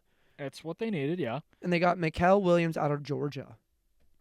No, I'm not trying to be funny here, but they did get a dog. They got a dog coming out of Georgia. They did. And I don't mean just to be saying that because he's a Georgia Bulldog. I'm just saying honestly. But besides that pick, their draft was awful. It wasn't good. After losing so much on the offense, they got no weapons out of this draft. And holy shit, did they need to get a center. Yeah. And they didn't do it. No, they didn't. So it just makes no sense. Their only interior offensive lineman they got is a guard out of Iowa. So they didn't even get the position they needed. So I give them a D minus. It's a little better than an F because it's not a Cleveland Browns draft. I'll give him an F plus. But I give him a D. Yeah. Yeah. D to D minus. All seriousness, D minus. Yeah. It was weird. Yeah. All right. Dude, the 49ers fan base is going to have Shanahan's head pretty soon. Very soon. Very, very, very soon. Or, okay, let's go to Jerry World, who honestly didn't have a bad draft. Honestly, he didn't. Very surprised. He didn't. I actually like the Tyler Booker pick. Oh, me too. They got their 12th overall pick was Tyler Booker. Then they went and drafted Ezeraku out of Boston College. Thank you, by the way. I love the Ezraku pick. Yes, I love that pick. They beefed up their cornerback room, which surprised me. Yeah. But, shocker to nobody, because it's Jerry's world, they didn't get a receiver. No, but do you know what they did get, though? A running back. Okay, he's learning. Jaden Blue, yes. He got a running back and a half out of him. I'll just say that. And the fact that he was a fifth-round draft pick. So now they have two really small running backs. They have him and Deuce Vaughn. Yes, he may not be the biggest guy in the world, but he's fast. Yeah. And one thing about them is that Texas ran... And they took another running back, Phil Mafa. Yes. Out of Clemson. The thing about Jaden is that he's coming from a spread offense. So he's very good when you motion him out. Yeah. I love this pick for them because that's going to be the type of offense that they're going to run down there. So I give them a B. I give them a B plus to an A. Yeah. And then you brought up Phil Mufa out of Clemson. He's a big back. Okay, he's a power back. Yeah, that's going to be your 1-2 punch right there. Is the two running backs they drafted is going to be their 1-2 punch. You don't think they're going to use Vaughn at all? I don't think.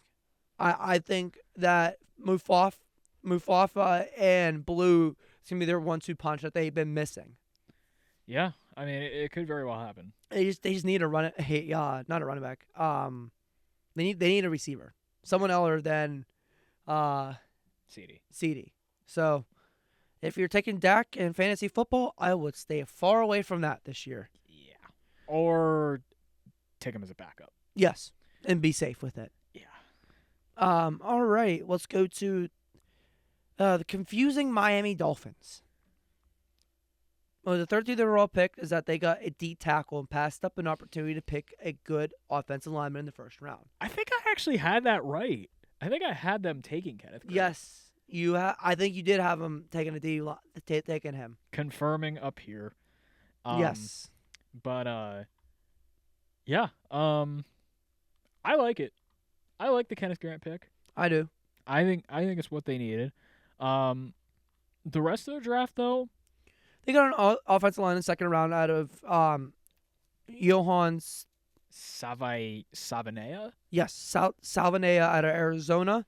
They got a D lineman, which is what they needed. I like the Jordan Phillips pick. They got two D linemen, two very good D linemen.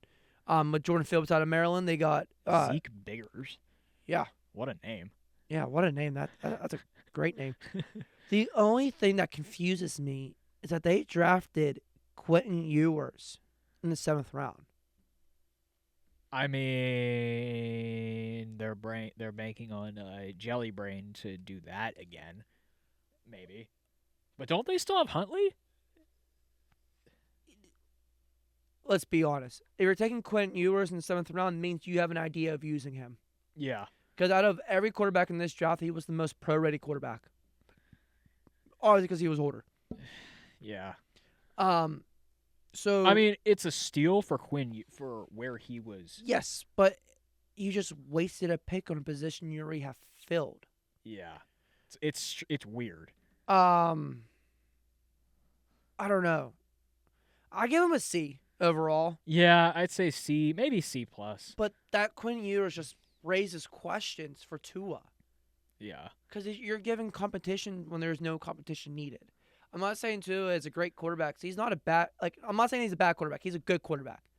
But why are you adding competition to a room that doesn't need it? Maybe they know that he's got a history of head injuries. Maybe they're prepping. We'll see. Because, look, Tua, let's just be honest, he has not been smart with his health. No, personally. he hasn't. So maybe they're banking on that something happens. Yeah. And they have a guy who can back up. Alrighty, let's go to the Colts, who got. It was my pick. We got Tyler Warren right. I got that right. I nailed that right on the head. I was very happy. Exactly what they needed to do. Yes, they got a all-around weapon. Yeah. For either Danny Dimes or Anthony Richardson. Good God, that's a big-ass man. But that's not the only quarterback adding to that room. In the 6th round, they took a quarterback that I was hitting home hard about. Yeah. I was very loud about Riley Leonard. Now, this adds the question. Can they finally develop a quarterback? Because, dude, Anthony Richardson does not look good. No, he has not. And Danny Dimes is not a good quarterback. No.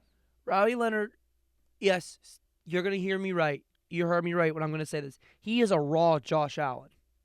No, he is. He is very much not exactly like how Josh was coming out of Wyoming, but very close. Like, he's not. Well, he's almost the same size as Josh. Yes, where he's a good quarterback. Yeah. And I'm surprised he wasn't talked as much as these other guys were. He was honestly out of this entire class, my 4th best quarterback in this draft class. I had Jackson Dart as the first. No, sorry, 5th. I had Cam Ward, Jackson Dart, Will Howard, and then I had Riley Leonard. Yeah. And then Shador? No, then the kid from Louisville, and then Shador Sanders. So, look, I'm happy with that because they need another quarterback. So, yeah, everything else, they had a good draft. Something you could be happy about. They got a safety. They got running backs, which I don't understand why use a high pick like that to get a running back when you have Jonathan Taylor. Yeah, JT, who you just paid. Yeah. I love the edge rusher they got in the 2nd round, though. Oh, yeah, I love that. Oh, he's a big boy, and he's going to be doing very well for them. No, honestly, I mean, A-? Yeah, I give him an A-. I love every pick they got, especially the Riley Leonard one. I think he's going to be a gem for them. Yeah. Okay, so let's go on. For after the Colts was the Falcons. Okay. Let's go to ATL. Jalen Walker. Yeah. Yeah. Yeah. Yeah. Nothing more we're going to say about that except yeah. Solid pick. Yeah. And then trading up to get James Pierce Jr. Really hammered. Do you want to speak about him since he was your big guy coming out of Tennessee? Yeah. That's a dog. Yeah. That's a dog. Yeah. And then they went in the 3rd round and picked up Xavier Watts, who they got a steal out of. Yeah. Because I'll tell you what, that Notre Dame defense had Xavier Watts and Jordan Clark, son of Ryan Clark. So they had 2 ball hawks, and they got, honestly, the better ball hawk out of the 2, which is Xavier. For how few picks they had, they addressed it very well. They managed it really well. They refixed their entire safety room with drafting 2 safeties, one Xavier Watts, who I just mentioned, and Billy Brown Jr. Billy Bond Jr. Bowman out of Oklahoma. They beefed up their line in the 7th round. They got the Wisconsin tackle, who's 6'7", 316. Yeah. He's gonna be a big dude on the outside. They did miss a lot though. They needed a center. They needed a center. They didn't get it. But overall, I do give them an A. Yeah, I'd say A. For what they had, I give them an A. Yeah, because both their 1st round picks. Top tier. Yeah. All right. Alrighty, let's go to Arizona. Well, let's go to the other red bird. All right. They're not so dirty birds. They're not so dirty. Let's go to Arizona. They took Walter Nolan out of Ole Miss at D tackle, which we had him taking D tackle. At least I had him taking D tackle at some point because they needed it, very much so. Hang on. They took the guy I had him taking. Oh, did you have him? No. I had them taking who they took in the 2nd round. You took him in the wrong spot. Yeah. All right. Oh, let me just pull up Arizona real quick. Is that a half point? Yes, we'll give you a half point for that. Then I get a half point for Will Howard because I called that. Anyways, they took their 1st round pick was Walter Nolan. Their 2nd round pick was Will Johnson out of Michigan, which is a cornerback. They got an edge rusher. They got a linebacker. They got another cornerback out of Ohio State. They got a guard. They got a safety. So what they did is that they said, screw the offense. We're going strictly defense. Yeah. Which is what they needed. There's the mentality of the defense will just outscore you. How about the offense. We'll just destroy you. Yes, and which if they did is that they redid their safeties in their cornerback room. They got what they need because honestly, they have never filled the Patrick Peterson hole that they have had. No. And they might have now, though. Yeah, with Will Johnson. With Will Johnson and Denzel Burke. The only thing that scares me about Will Johnson is his knee. Because he had that bad knee injury in Michigan last season. So it's honestly how he can come back from an injury like that. We'll see. But if he comes back the way he was in Michigan, I'll tell you what, Arizona's going to have I'm not going to say the next Pat Pete, but he's going to be pretty damn close. Yeah. I give him a solid A+. It's because that's exactly what PFF did, and for once, I agree with PFF. Yeah, no, I'd say A+. Actually, no, I'll say A because they needed another receiver. But there's still receivers out they can get in free agency. So true. All right, let's go to Cincy. Who dey?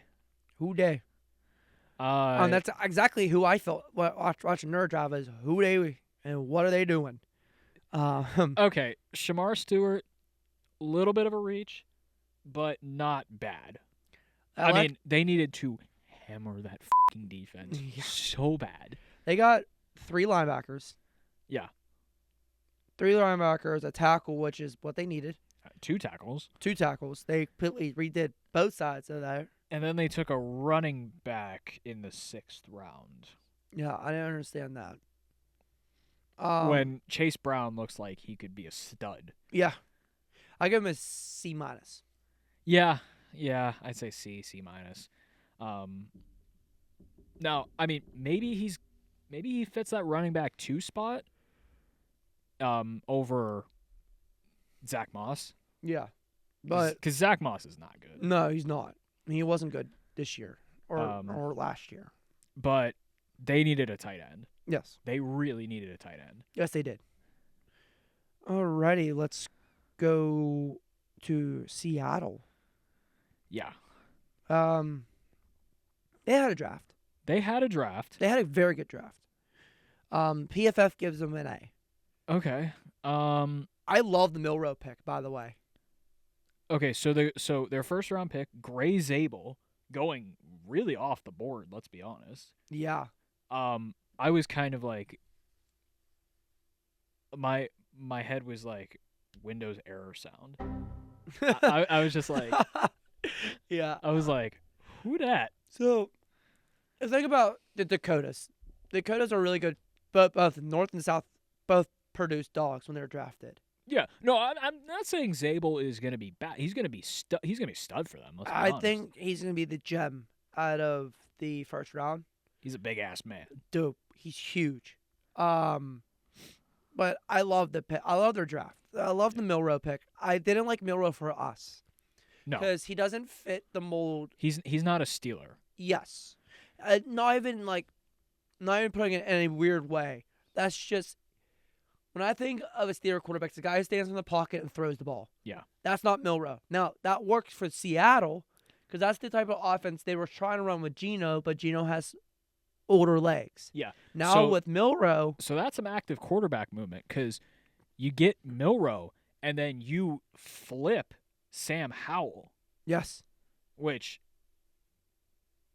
not bad. No, not bad at all. Because Howell wasn't going to do shit for them. No, he wasn't. Look, Darnold's still your starter. Yes. That's what you paid him for. You're going to develop Milroe for the 2 years or 3 years that Sam's on. Yeah.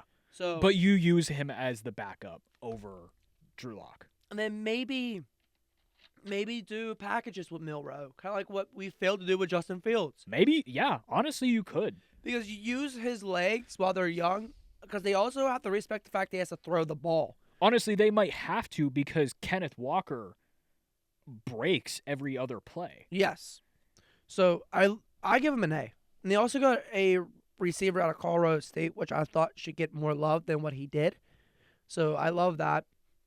So I give him an A overall. Yeah, I'd say A. Alrighty, with the next pick was the Tampa Bay Buccaneers, which they went completely off what I said. I thought they were going to go defense in the first round. Yeah, I had him going an edge rusher. I had him going linebacker. But Emeka Egbuka. Yeah. He's going to be good in Tampa. Him and Mike Evans. And Chris Godwin. Mind you, BK's draft comp was Mike Evans, by the way. Is that the best 1, 2, 3 in the league? It's going to be the best receiving core in the league. Yes, Cincy, you heard me. Tampa Bay is going to be your best receiving core in the league. Yeah. So look, you have two. You have the best 1-2 punch, and Chris, but not the best 1, 2, 3. No. I think. Look, you got Mike Evans, one of the best pass catchers in the NFL. Yeah. Right, the best pass catcher in the NFL. There's a difference between being a good receiver and being a pass catcher. Look, we know Chris Godwin is coming off his foot pointing in the opposite direction. Yes. But maybe use Godwin in the slot and let his speed take over the middle of the field. Yeah. And let MBK go in the outer half of the numbers and let him control the sideline. So I love them. Yeah. I love that. But let's away from the BK. Oh, the Benjamin Morrison pick. I tell you what, this was a good draft for them overall. Benjamin Morrison is a steal. Yes, he was. And they ended up getting 2 edge rushers in the 4th and 5th round. Yeah. And then they got a speed threat, Tez Johnson out of Oregon, who I'm surprised was in the 7th round. I thought he was a 4th to 5th round draft pick overall. Yeah. No, it's gonna be good for them. And they also addressed the cornerback room, which I was surprised they did, because I didn't think they were going to address the cornerback room this draft. They got Benjamin Morrison out of Notre Dame and Jacob Parrish out of Kansas State. So they got 2 island guys. So finally they got some islands. They can start not having their safeties play balls to the wall trying to cover their cornerbacks. Yeah. All right, let's go from Tampa Bay to Denver, the Mile High City. 420 City. Yes. As they took Jahad Bryan out of... Jahdae Barron, yeah. Which I'm shocked they went defense in the first round. Yeah. I honestly thought they were going to go offense. No, I mean, they should have gone receiver. I think they still should have gone receiver in the first round, but, I mean... But they got a good receiver out of Illinois, Pat Bryant. But now their corner options, stupid. Yeah. With the reigning defensive player of the year. Yes, and then you add Jahid. And now they added to the running back group, which I was very happy they did. Yeah. You had R.J. Harvey out of UCF, a guy who was not really talked about.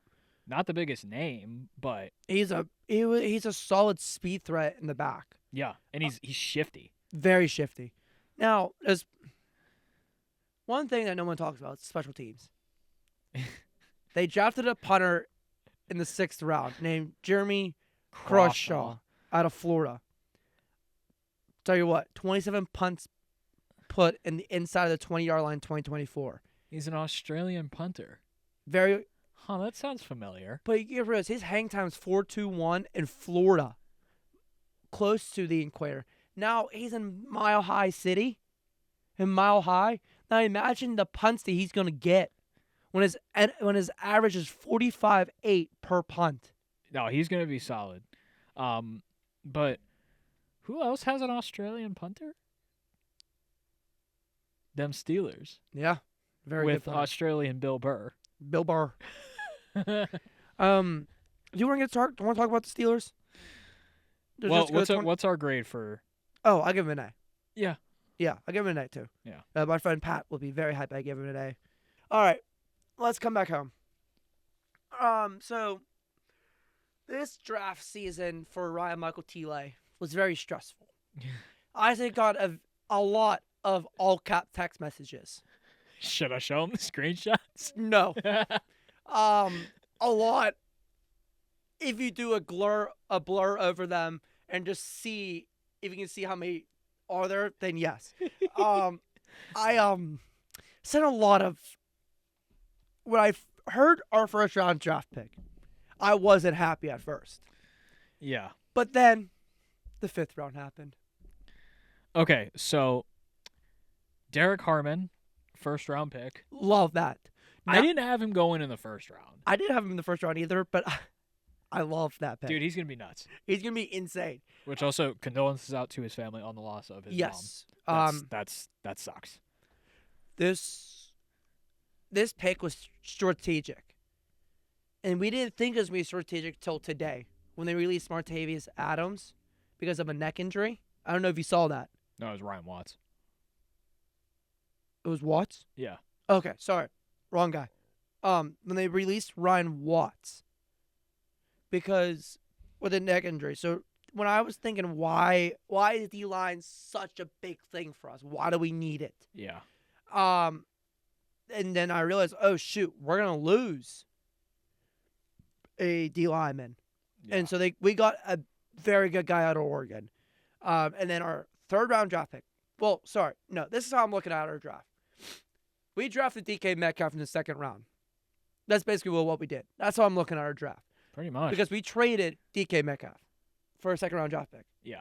So we drafted DK Metcalf. Great. 3rd round draft pick. I knew we needed a running back. And we could have grabbed any other running back. But we got a guy who I got a text message sent to saying, you just got your next Le'Veon Bell. And that's Caleb Johnson out of Iowa. Next Le'Veon Bell. Yes. I want everyone. Yes, I want everyone to go home. Not go home, because obviously you're home watching this. If you're driving, listening to this, please listen to the podcast version, not the video version, because we want safe drivers. Yes. If you're listening to this, I want you to look up Caleb Johnson highlights. And what he does is that he waits for his O-line, just how Le'Veon did. How about 2 guys staying in black and gold? Yes, we're gonna get to that. I want to continue talking about him. He was Iowa's entire offense last year. And the one thing about Mike Tomlin is he likes to run the wheels off his running backs. Yeah. So you're getting a guy who's played a lot of football. He touched the ball a lot. And you have 2 guys that are built like running backs. Yes, finally. We finally have that. Najee's not built like a running back. He's built more like a big-ass His receiver. average, by the way, Caleb Johnson's average was 4.42 per carry. So, okay, we got a guy out of him. Now, our 4th round draft pick. When I was looking at it, I was thinking, why didn't we get his teammate? But now we got his teammate later in the draft. In the 6th round. But we're going to talk about Jack Sawyer. As you guys can obviously tell, I listen to Pat McAfee day in and day out. I listen to everything they say, especially during college football season. A.J. Hawk, former middle linebacker for Ohio State. There was a linebacker he talked about every single time they talked about the defense, and that was Jack Sawyer out of Ohio State. I get it, he's an edge rusher, but he's not just an edge rusher. No, he can play a lot. He can play anywhere a linebacker plays. Yeah. So we got a Swiss Army knife, which is what we need. We haven't had that since Robert Spillane was here. Yeah. So we got our next Robert Spillane out of Jack Sawyer. And now let's go to our 5th round draft pick as we got another Iowa boy. As that we got Johan Black, a D lineman. Love that. He is I couldn't figure out. My mom and I were sitting in front of the TV when that pick was announced, and we were like, "How you say that? Yaya? Yeah, that's how something like Yaya? that. We're gonna find a nickname for him. Yeah. We're gonna have a nickname. He's gonna be good for us.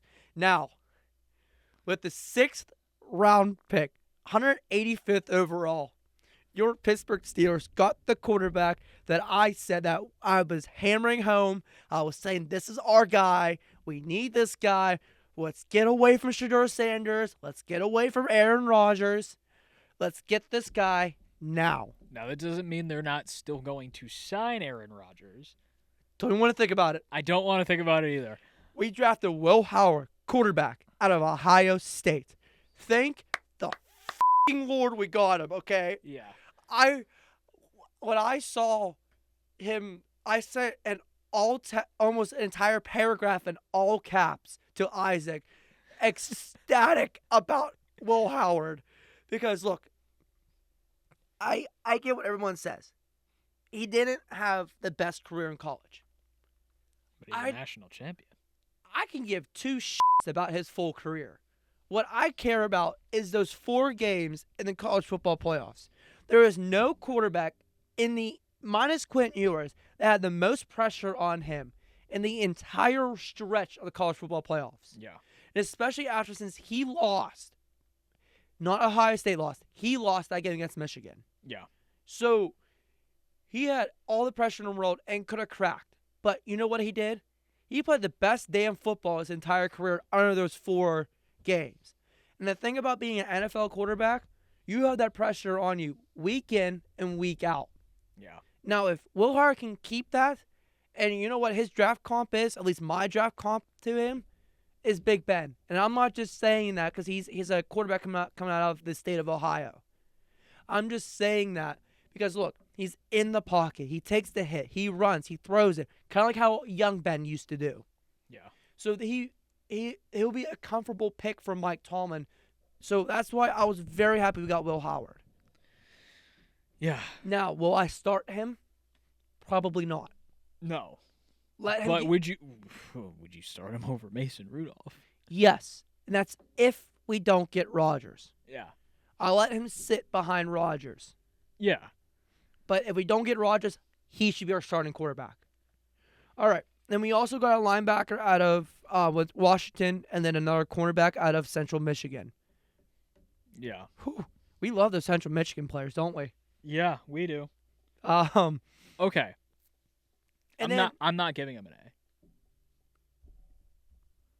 Because they didn't take a single offensive lineman. we didn't need one. We didn't. Okay. Yes. I get it. Our offensive lineman was hurt all year. We didn't even get to see our first-round draft pick play. True. And then the guy who played for him on the other side, he was on the wrong side of the fucking field. He should be on the other side of the offensive line. Why am I blanking on his name? Broderick Jones. Yeah. He is not a right tackle. He's a left tackle. Okay? He's on the left side. That's where he played in Georgia. That's where he needs to be. So, look, I get it. I give him an A-. I'll give him a B+. But before we move on, one last thing. We took a kicker as an undrafted free agent. We took Ben Sauls from Pitt. Why? That's what I said too. Don't get me wrong. Ben Sauls, he is the best kicker in college football. But why do that when we have Boz? When we have probably the best kicker in the league right now. No, the best kicker in the league right now. And I'm not just saying that because we're both Steeler fans. Yeah. I'm just being flat out. He is the best kicker in the NFL. Yeah. Because the other guy that was considered for best kicker, he did some no-no shit. Yeah, and he didn't have a good year anyways last year. So he is the best kicker in the NFL. So why are we wasting an undrafted spot for him? That's, I don't know. It makes no sense. But anyways, I'll give him an A-. I think Omar Khan proved that he's the best GM in the city of Pittsburgh. Yeah. And he had a solid draft. I'm so happy he didn't listen to Mike Tomlin about our quarterback situation. Yeah. Because if we would have drafted Shedeur Sanders, you wouldn't have seen me on the podcast today. I would have been doing this shit solo. You'd have been doing the solo because I'd have been too hot to be talking about it. All right. Let's talk about the Chargers. They took a running back first round. Armand Hampton out of North Carolina. So they know Najee's not a number 1 running back. Yes. I love it. I love it too. It just makes me. Not just for the novelty. It makes my little heart happy because Najee spent his entire offseason talking heat on the Pittsburgh Steelers. When honestly, he didn't play good either. So it's not just because of our facilities. Yeah. So they took a running back first round. They took Trey Harris out of Ole Miss. Boy, oh boy. What a pick that is. That was good. That is a dog. They got Jahir Cable out of Oregon at D lineman. They got an edge rusher, which is what they needed, out of South Carolina named Kyle Kernan. They got another receiver out of Auburn. Keandre Lambert-Smith. Yeah. He averages 13.8 yards per target. Yeah. That's insane. He ran a 4.37. Yeah, I think they got a gem out of him. Dog status. This was definitely a hardball draft. They got a tight end out of Syracuse is what they need. They need another pass catching tight end. Yeah. They got a tackle and then 2 safeties. One out of Clemson and one out of Florida. I love this draft. I'm giving him an A. I'm giving it a B+. Oh, okay. Yes. I think they could get more offensive line help. They should. They definitely That's should the only have, thing they really do need. And I think that's what they should have targeted. Which I'm surprised Harbaugh didn't because they're taking a Pittsburgh kid. Yeah. And a Pittsburgh kid with certified big-ass man status. Yes. You want to go ahead and say who that Pittsburgh kid was? Branson Taylor, offensive tackle. Yes. And that made me happy. All right. Let's go to the host city. Green Bay. Oh, by the way. Yes, you might have guessed because I said I'm a McAfee fan. I did watch the draft spectacular. I didn't watch the normal draft coverage. Which I'm very happy I didn't, hearing all the reviews on it and Mel Kiper not being able to shut up about Shedeur Sanders the entire time. Oh, yeah, Mel Kiper would not shut the f*** up. But the ESPN broadcast. But I watched Ty Schmidt celebrate because for the first time since 2002, they drafted a receiver first in the first round. And they got a dog. Oh, they got a dog. Matthew Golden. Out of Texas. I had him falling out of the first round. I did too. I'm not going to lie to you. I probably did too. But what a pickup. What a pick. And then they followed it in the third round and picked Savion Williams out of TCU. Is that like a subtle middle finger at Rodgers? Like, hey, yeah, we'll get weapons for your successor. But not for you. But yeah, screw you. I'll tell you what, that receiver room is going to be very good next year. Very, very good. So if you're a fantasy football player like how me and Isaac are, we'll be hitting that receiving room in the future. Oh yeah. But they also beefed up the O-line, which is what they needed because Jordan Love got killed. Yeah. They got Anthony Belton out of NC State. Then they also got in their 7th round another tackle out of Cincinnati, Jahan Williams. I mean. Yeah. So I love that they beefed up their thing. Did you see the Tom Grossi pick? Yeah. Green Bay, Wisconsin. How the hell are we doing? It was great. I love Tom Grossi. I love Tom Grossi. He's so funny. He should be bigger than what he is. Oh yeah. On YouTube. Because his skits are really funny, especially if the NFL were scripted. You know what? Because why the hell not? Tom Grossi link going in the description. Yep, you will see that because we are massive Tom Grossi fans. Okay, what they did in the 4th round made me very happy. It's because they finally realized they need edge rushers. Aaron Sorrell out of Texas, and then Colin Oliver out of Oklahoma State. And they continue to address the defense as they got a D lineman, Warren Brinson out of Georgia. What a year for Georgia. Yeah. They got a lot of picks this year. And they're not all going to the Eagles. Yes. Finally. And then they drafted a Tulane player, a MAC conference cornerback, and Micah Robinson. They may have traded with us to get him. Yeah, it's just not the point. They still got him. I give them a solid B-. Yeah, I'd say B-.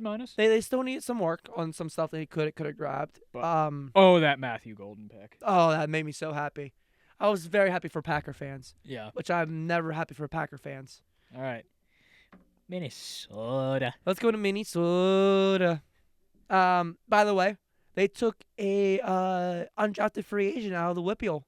Donovan McMillian, safety out of Pitt, has signed a free agency deal with them. Yes, he does. Congrats, Donovan. It was very good to see you, to see a kid out of the WPIAL go to the NFL. Nice. But interesting stat as we do this. For the first time since 1993, no WPIAL player was officially drafted, which ends a 20-plus run for the WPIAL. 30 plus. 30. Yeah, sorry, can't do math. 30-plus run for the WPIAL. That's insane. That's insane to say that we were able to watch WPIAL football growing up. Yeah.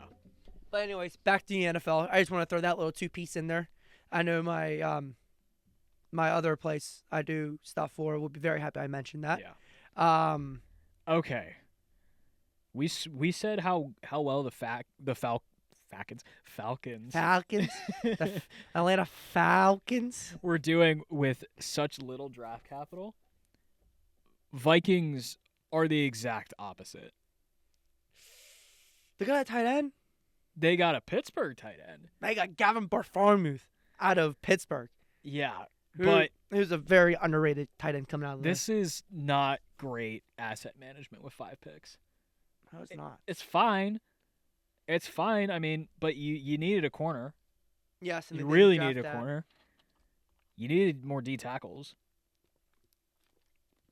They did get an edge rusher, though. They did get an edge rusher. And they also got a receiver who, I don't know how much of Maryland football you watched. I didn't watch anything. He is a speed threat. Now. Oh, yeah. Now they got Justin Jefferson, Jordan Addison, and now another speed threat in that receiver room. Ty Felton, yeah. He's going to be so good for them. But I get what you're saying, and I give him a C. I'm giving him a C minus. I agree with that. I'll tell you what. Gavin's going to be good for them. Yeah. Gavin snatched 38 of 51 targets, 322 yards, and 169 of them which were earned after the catch. Is he their number 1 tight end? Yes. Yeah. Oh, by far. I don't even know who would be. TJ Hawkinson's the other one. Hawkinson, yeah. That's a hell of a 1-2 combo. Yes, it is. And the thing about Gavin is that he's the opposite of TJ. TJ is not as athletic as Gavin is. No, and when he tries to be, he gets crushed. Smacked. Where Gavin was hurdling guys for all 5 years he was here at Pitt. Yeah. So. And when Hawkinson tries to be athletic, he's gonna snap, crackle, pop. Yeah, and the thing about Gavin too is that the NFL scouts should have looked at the percentage of usage he had, because he was only used really once. He was really used 1 year very a lot, and that's when Kenny was here. Yeah, which we all know Kenny loves his tight ends. Mm-hmm. So they should have looked at what he did with the catches he got. It should have been a higher grade in the tight ends. He was honestly my 3rd best tight end in the league in the draft class. Yeah. I think he should have got more love than what he got, but that's for another time. Alrighty, let's move on to the Houston Texans, who traded out of the 1st round. That just baffled me. Yeah. And then with their first pick, at 34th overall, they did not take an offensive lineman. No, they didn't. Jaden Higgins, good pickup. Look, they need more receivers. Yes. Because of Tank Dell being out for a full season, what's going to be looking like. Yeah. And not having Darius anymore. No. Well, Diggs is gone. Yeah, Diggs is gone. So you added as pass catching receiver who is the X receiver. So who's going to be your number 1 guy, which frees up Nico Collins a lot. Yeah. I think Stroud's going to really like Higgins. So I'm excited to see that combination. Every single one of their picks was a trade. Yes. Which is crazy. They did address the O-line though. Don't hinder them too much. They did with Ariante Ezeri out of Minnesota. Yep. Who gets certified big ass man status. yeah. I didn't think they made guys that big. But there's a pick on here that I really liked. It is a safety out of Penn State, Jalen Reed. Ooh. I love that pick. Not Jaden Reed, Jalen. Jalen Reed. He's a physical safety. Yeah. Which is what they needed. The thumbnail of his draft profile is him at the combine, which I think that tells you all you need to know. Yeah. They didn't really grade him that well. So I think he's an unsung hero. So it'd be great. I also like they got 2 receivers. Right? Yeah. both out Yeah. of Iowa State. They got both Iowa State boys. Yeah. So I think the receiver room is going to be good for the future. I think it's going to be good because you got. Look, while Tank is out, do you use Nico as your one? Yes, because he's the only one with the NFL experience. Yeah. So we'll see. We'll see what else happens with that team. But I give them a C+. Yeah, I say C+, because They should have addressed the O-line more than what they did. way more. So Stroud might have A year where he has to run around again. a little bit, yeah. Alrighty, well, the reason we didn't mention, I know these both picks were traded in and out when New York and Atlanta traded back in. But we're going to skip those two picks and we're going down to the 27th overall pick because this is when we're going to talk about the Baltimore Ratbirds, or better known as the Baltimore Ravens. They drafted Malachi Starks out of Georgia. Oh, boy, I'm scared to see him twice a year. Oh, that was a good pick. That was a stellar pick. Yeah. I'm very scared to see him twice a year. Honestly, steal.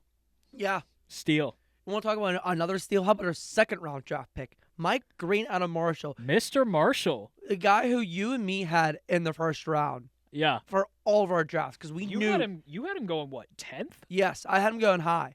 Because, look, the thing about the AFC North is that they're smash mouth. This is a smash mouth division. Oh, yeah. And that's how Mike Green plays football. He's fast off the line and blows up your offensive lineman.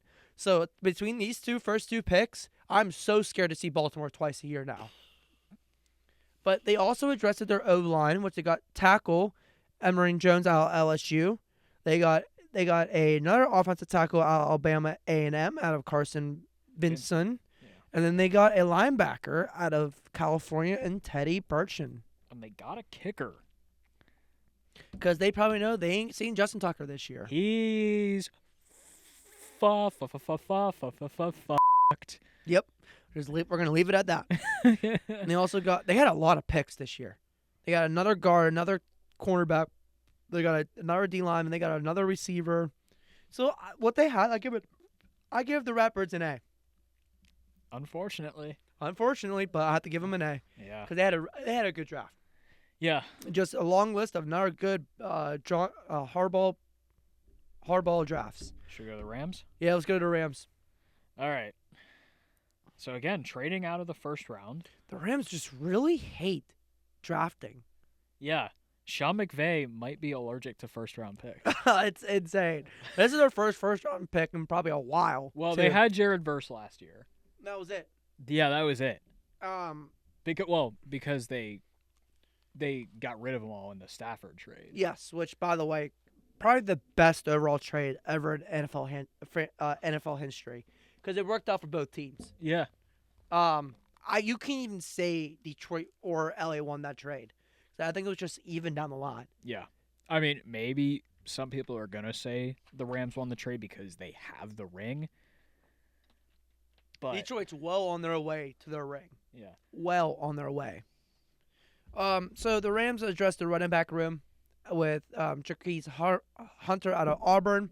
Yeah. They got an edge rusher, which is what they needed, with Johan Stewart out of Michigan. And then they got a tight end out of Oregon, which I love that pick. Yeah. With Terrence Ferguson out of Oregon. Oh, and for a tight end, he gets big ass man status. Yes. This is another Pitt player taken to the team, as they took Keontae Muntfield out of Pittsburgh. Keontae he had 899 stats, career stats.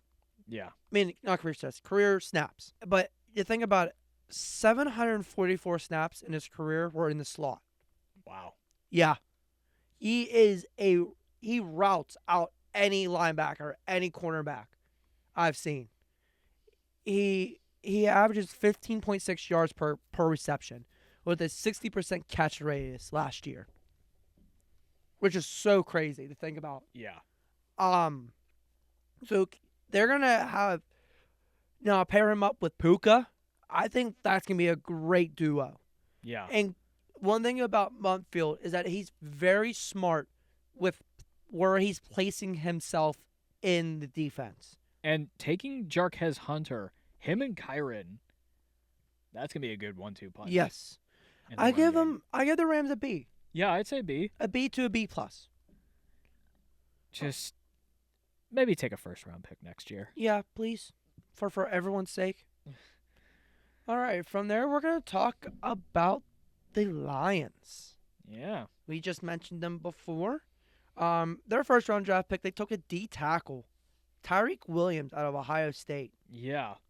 Oof, they got a Dan Campbell guy. Oh, We'll just put it that way. That is a yeah. Dan Campbell pick. What, like, if you think, oh, what is Dan Campbell going to pick in the draft? That's your pick. And, that's a big ass man. Yes. He is. He's 6'3", 334 pounds. Yeah.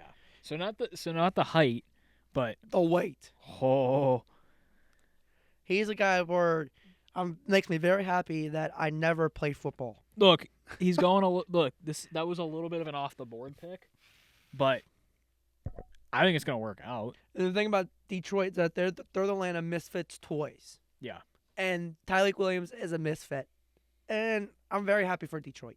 And Now, they're taking Tate Ratledge, guard, out of Georgia. I was about to get to that. Is that they had a nice draft. Yeah. They got Yeah. another receiver because it can never help. It can never hurt to have too many weapons. And Tate Ratledge is one, again, a Dan Campbell guy, Mm-hmm. and two, has big ass man status. Yeah, they got 3 Georgia Bulldogs on this team Yeah. in this draft. So overall, I give them a B minus. They should have addressed more on the defense. Yeah. They They needed a center. Yes, they needed a center, and they also needed another edge rusher. Yeah. To be on the other side of Hutchinson. So I give them B minus. Yeah. I'm not saying it was a bad draft. Not saying it's a great draft. So a B minus fits. Yeah. All right. Let's go to Washington. Who beefed up their offensive line Oh. with a 6'5", 311-pound tackle Oh, and here's a half point. out of Oregon. Here's a half point. Oh yeah, you did. You do have a half point from that. What we're talking about is because you can't see what their screen is. They tap the computer screen, which sounds like a jet engine all the time. So I'm trying Which one? Yeah, which one? I'm trying to pull it up at PFF. It's taking forever. So, first round, they take Josh Connerly Jr., offensive tackle out of Oregon. Yeah, great job. And then, that half point, taking Trey Amos with the 29th pick in the second round. That's just insane. That is a steal. That is a gem. Yeah. They got a gem for where they got him. Yeah. And then in the fourth round, they took receiver Jalen Lane out of Virginia Tech because it could never hurt to have enough weapons. Oh, yeah. That receiver room's going to be good. Yeah, it's gonna be really good. Because when you add Debo in there. Debo, Scary Terry, now Jalen Lane in the third spot. Yeah. Am I missing anybody else? I don't think I am. They don't have Dotson anymore. No, they don't. So them 3, they got to be very good. They got a linebacker, which is what they needed. They got a UCLA linebacker. Kane Medrano? Yes. And then they got a running back Ja'Cory Krosky Merritt. out of Arizona. Look, I give it a B plus. It's not an A, but it's not a B plus. I'm giving it an A minus. Yeah, they did a very good job. Yeah. They did a very good job in this draft. They were able to get stuff to help Jaden Daniels and protect Jaden Daniels. Yeah. So Jaden Daniels is gonna have a good year again. Alrighty, let's go to Buffalo. Let's go, Buffalo. The Bills. Let's talk about the Bills. All right. Alrighty. People were like off and on about their draft. PFF has them as an A. I think ESPN had them as a B minus C plus. So he's all over the place. I actually really like their draft I did too. because you know what the one thing that they did? They finally got weapons for Josh Allen. Oh, yeah. They got a tight end and a receiver. I know they're late picks, but they're still receivers what they needed. They are very tight end heavy, though. Yes, which is weird. But they did address the defense finally. Yeah, they They're got 3 corners. Yes, which redoes that entire DB room. Yeah. With Maxwell Harrison of Kentucky, they got Jordan Hancock. out of Ohio State. Am I gonna have to bleep that? No, that's fine. Real fun. I just got what you said. Daron Strong out of Virginia Tech are the 3 DBs they took. But they also addressed the O-line with tackle Chase Leth out of Kentucky. Not Kentucky. Connecticut. And then they also got a D lineman, and like they addressed everything they needed. I kind of want to bleep it just for shiggles. You're so funny. Call me the immature one. I give him an A. Yeah, I'd say A. Maybe they should have taken another receiver. Maybe in a higher draft pick. Because, like I said, they're very tight end heavy. Yeah. Because they have now Knox, Kincaid, and Jackson Hawes. Oh yeah, and Hawes. So they have 3 tight ends. Well, they still got to figure out their running back room too at some point. Oh yeah. All right, let's go. You don't think James Cook is a running back of the future? No, I think he is, but are they going to sign him? That's the thing. That's true. All righty, let's talk about the Eagles. Your Super Bowl, wait, I did it wrong. Your reigning, defending, undisputed 2025 champions, the Philadelphia Eagles. Yeah. Gem first round pick. Yes, they flipped picks with the their opponent. Their big game opponent. Oh, you'll bleep. Yeah, it's fine. I'll bleep it again. Anyways, yeah, it's just they had a great draft. They got a linebacker. They addressed their D-line, their defense, because they lost a lot in defense. Jahad Campbell, steal.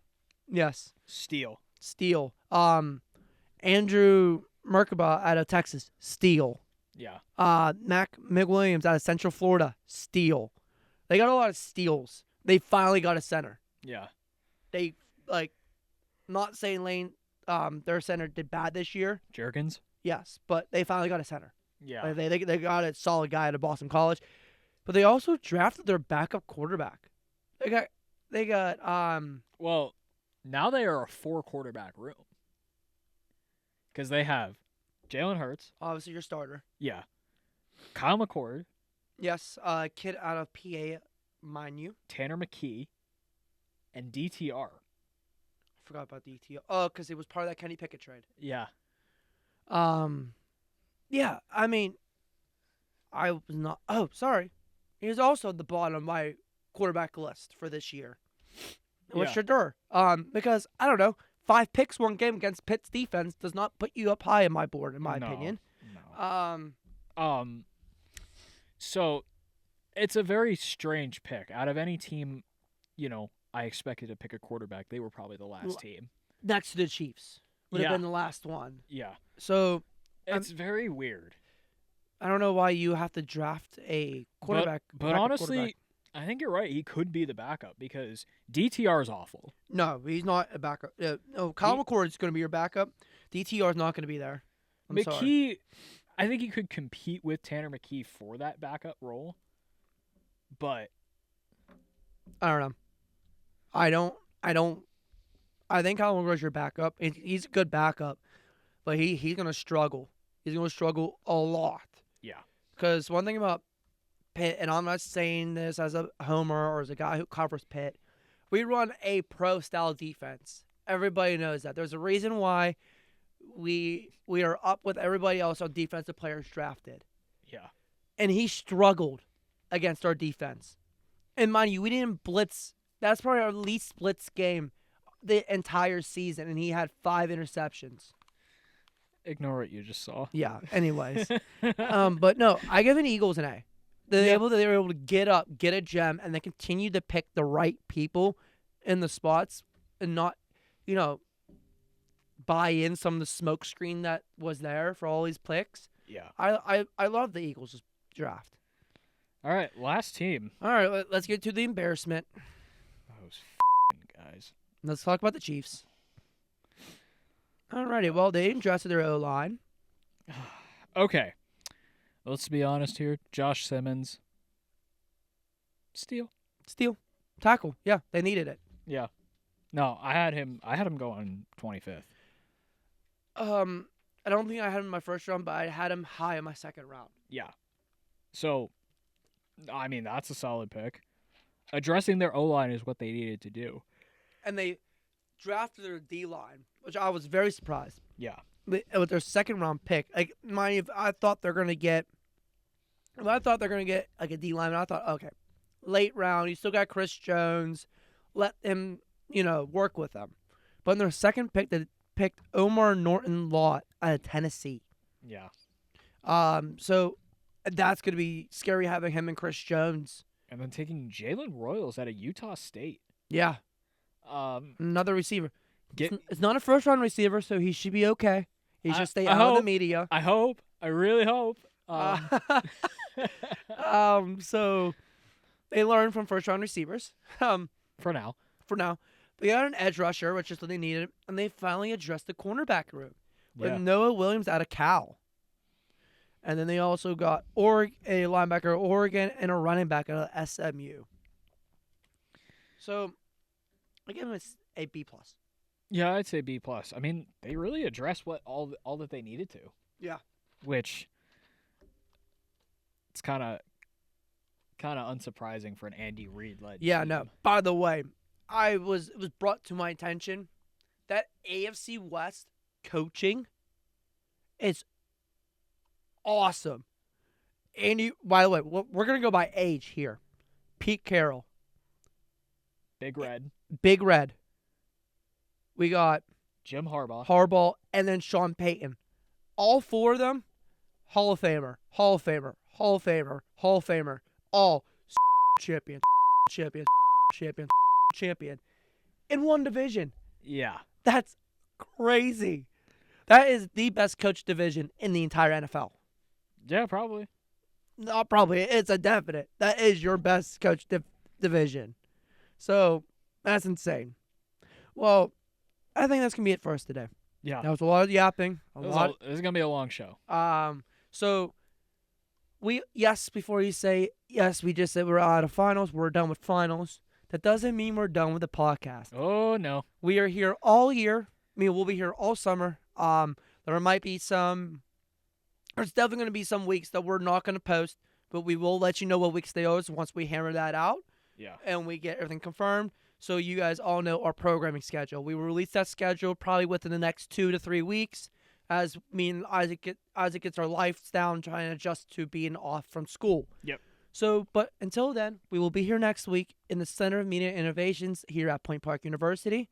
And until then, you enjoy your weekend and enjoy sports.